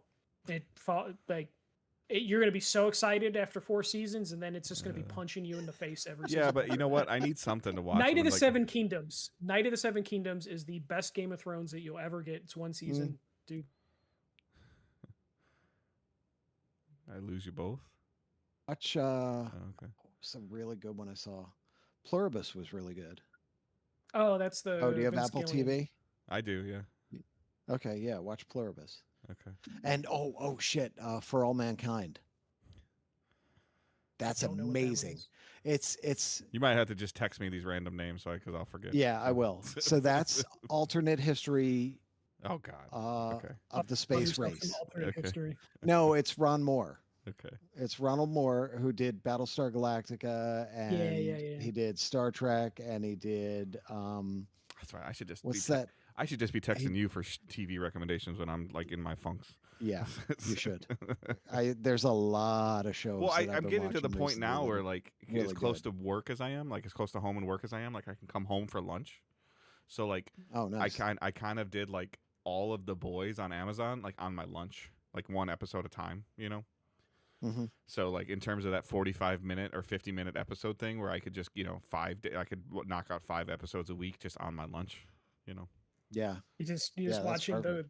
the super gory show on your lunch. Yeah, and then going back to trust me, work, I like, regretted those decisions a couple times, and I'm eating like leftover pasta while I'm watching The Boys and watching Yeah, something get watching jabbed The in Boys, somebody's yeah. eye that's making the same Yeah. sound my pasta's making. You That's know, like, mild stuff of what you just described. That is actually in The Boys. Yeah. I know, but I'm being like, Yeah. I'm trying. Yeah. I'm trying not to gross somebody out that might be potentially Yeah, eating yeah. food while listening to me. So, Like, I'm gonna go help people at the store now. yeah, it's like, Severance is also amazing. Yeah, I'm not Severance gonna is remember really any of good. this, especially at 11 And o'clock at night. the headquarters, Lumen Industries headquarters, is not far from me. Okay. I had actually driven past the building like 6 months before I saw the show. You're just all in on Apple TV, aren't you? Yeah. Well, those are the ones I'm thinking of right now. I mean, I there's, do like the studio. Like, I'm not a big Seth Rogen fan, but the studio Yeah. is actually pretty decent. it is good. I'm not Yeah, we usually almost- a fan of the Hollywood sucking itself off genre of movies and TV shows, but of that funny. genre, Yeah. the studios is good, and it moves like super quick. Yeah. Yeah, I almost reached out to you like in February because we were gonna come. Ansel and I were gonna come out to New York in February between her chemo and radiation to take her to a Broadway show, but it just didn't work out. Mm. Yeah. I mean, if you guys come out this way, just let me know. Cooperstown. We eventually might make a I gotta New go York to trip. Cooperstown. So That's That's like- true. I've never been, and That's I'm this far. close. yeah, it's far for me. It's not far, but it's far enough. It's well, it's still a hike from me, but Yeah. not like from you guys. Like Yeah. I don't really have an excuse. I could go. I can on go a through weekend. Canada now. That's legal again. So for now. Oh, there you go. For now. Well, you can get into Canada. I'm not sure if you can get back into the U.S. yeah, especially in Would Buffalo. you want to? Would you want to really re-enter through Buffalo? It's better off just driving all the way back. I still have to get back in through Detroit. Yeah. That would better than going through Buffalo. Well, Niagara Falls is right there. So, Okay, yeah, here we go. Let's do that. Take a barrel. yeah, Go over Yeah. the falls. He wouldn't. You're fit. good. He's too I tall. wouldn't fit. Yeah, like Yeah. That's true. 6'5", What was I 250 now, thinking? not happening. Wow. Barrel goes Yeah. to his knees. I almost couldn't zip line in West Virginia because it was like 246 something. I'm like, God damn. It's like, Oof. You didn't want to chance it? no, I stepped the scale. The scale said 250 was the max. I was under 250. So, Oh, okay. yeah. I thought you said you were at 250 and No. the limit was 240, and No. I was like, okay, no. took the chance. Oh So, man. All right. Yeah, I haven't been playing too much, but Dave, it's almost midnight, so we will. We can have Yeah, Josh on it again. is. Maybe he'll get his camera working in like a month. Yeah. Or I'll have to buy a new camera. No, dude, I don't want you to do that. So, all right. Thank you guys so much. Josh, thank you. I know super short notice, but it was Yeah. super fun. We should try to It do it a little was. bit more often. But I know that you have a busy schedule, or yes, you have a busy schedule. Yeah. So this But I just, can make time for yeah, you guys. this It kind of was just fun. lined up. Yeah, this lined up just with me texting him randomly. So, but we appreciate everyone listening, hanging out on the stream. Again, you can send feedback to us, and we'll get it to Josh, and we'll try to have him on again before the end of this year. So maybe we'll do a. He won't. Yeah, maybe we'll do a. Let's make Josh buy GTA. Michael and I can tell him about it and see if we can get him to buy it in the first month or something. So, There's 3 people reviewing GTA that aren't excited for yeah. it at all. And No, Right. I'm excited for GTA, but when they said no disc, I was like, all right, I can wait. yeah. yeah, Because I yeah, honestly cool. thought, am I really going to buy it if it's $80 or $100? And I was like, maybe, but I could probably wait. Yeah. And then when they said no disc, I was like, oh, fuck it. Because you Like, I'm reviewed waiting. GTA 5. 5. Correct? Yes, I did. Okay. Yes. Yeah. And that's the thing. Like the others, like GTA, Vice City and San Andreas, I 100%ed on the Same. PS2, like way back then. And I want to do it on the remasters. But 4 I never finished.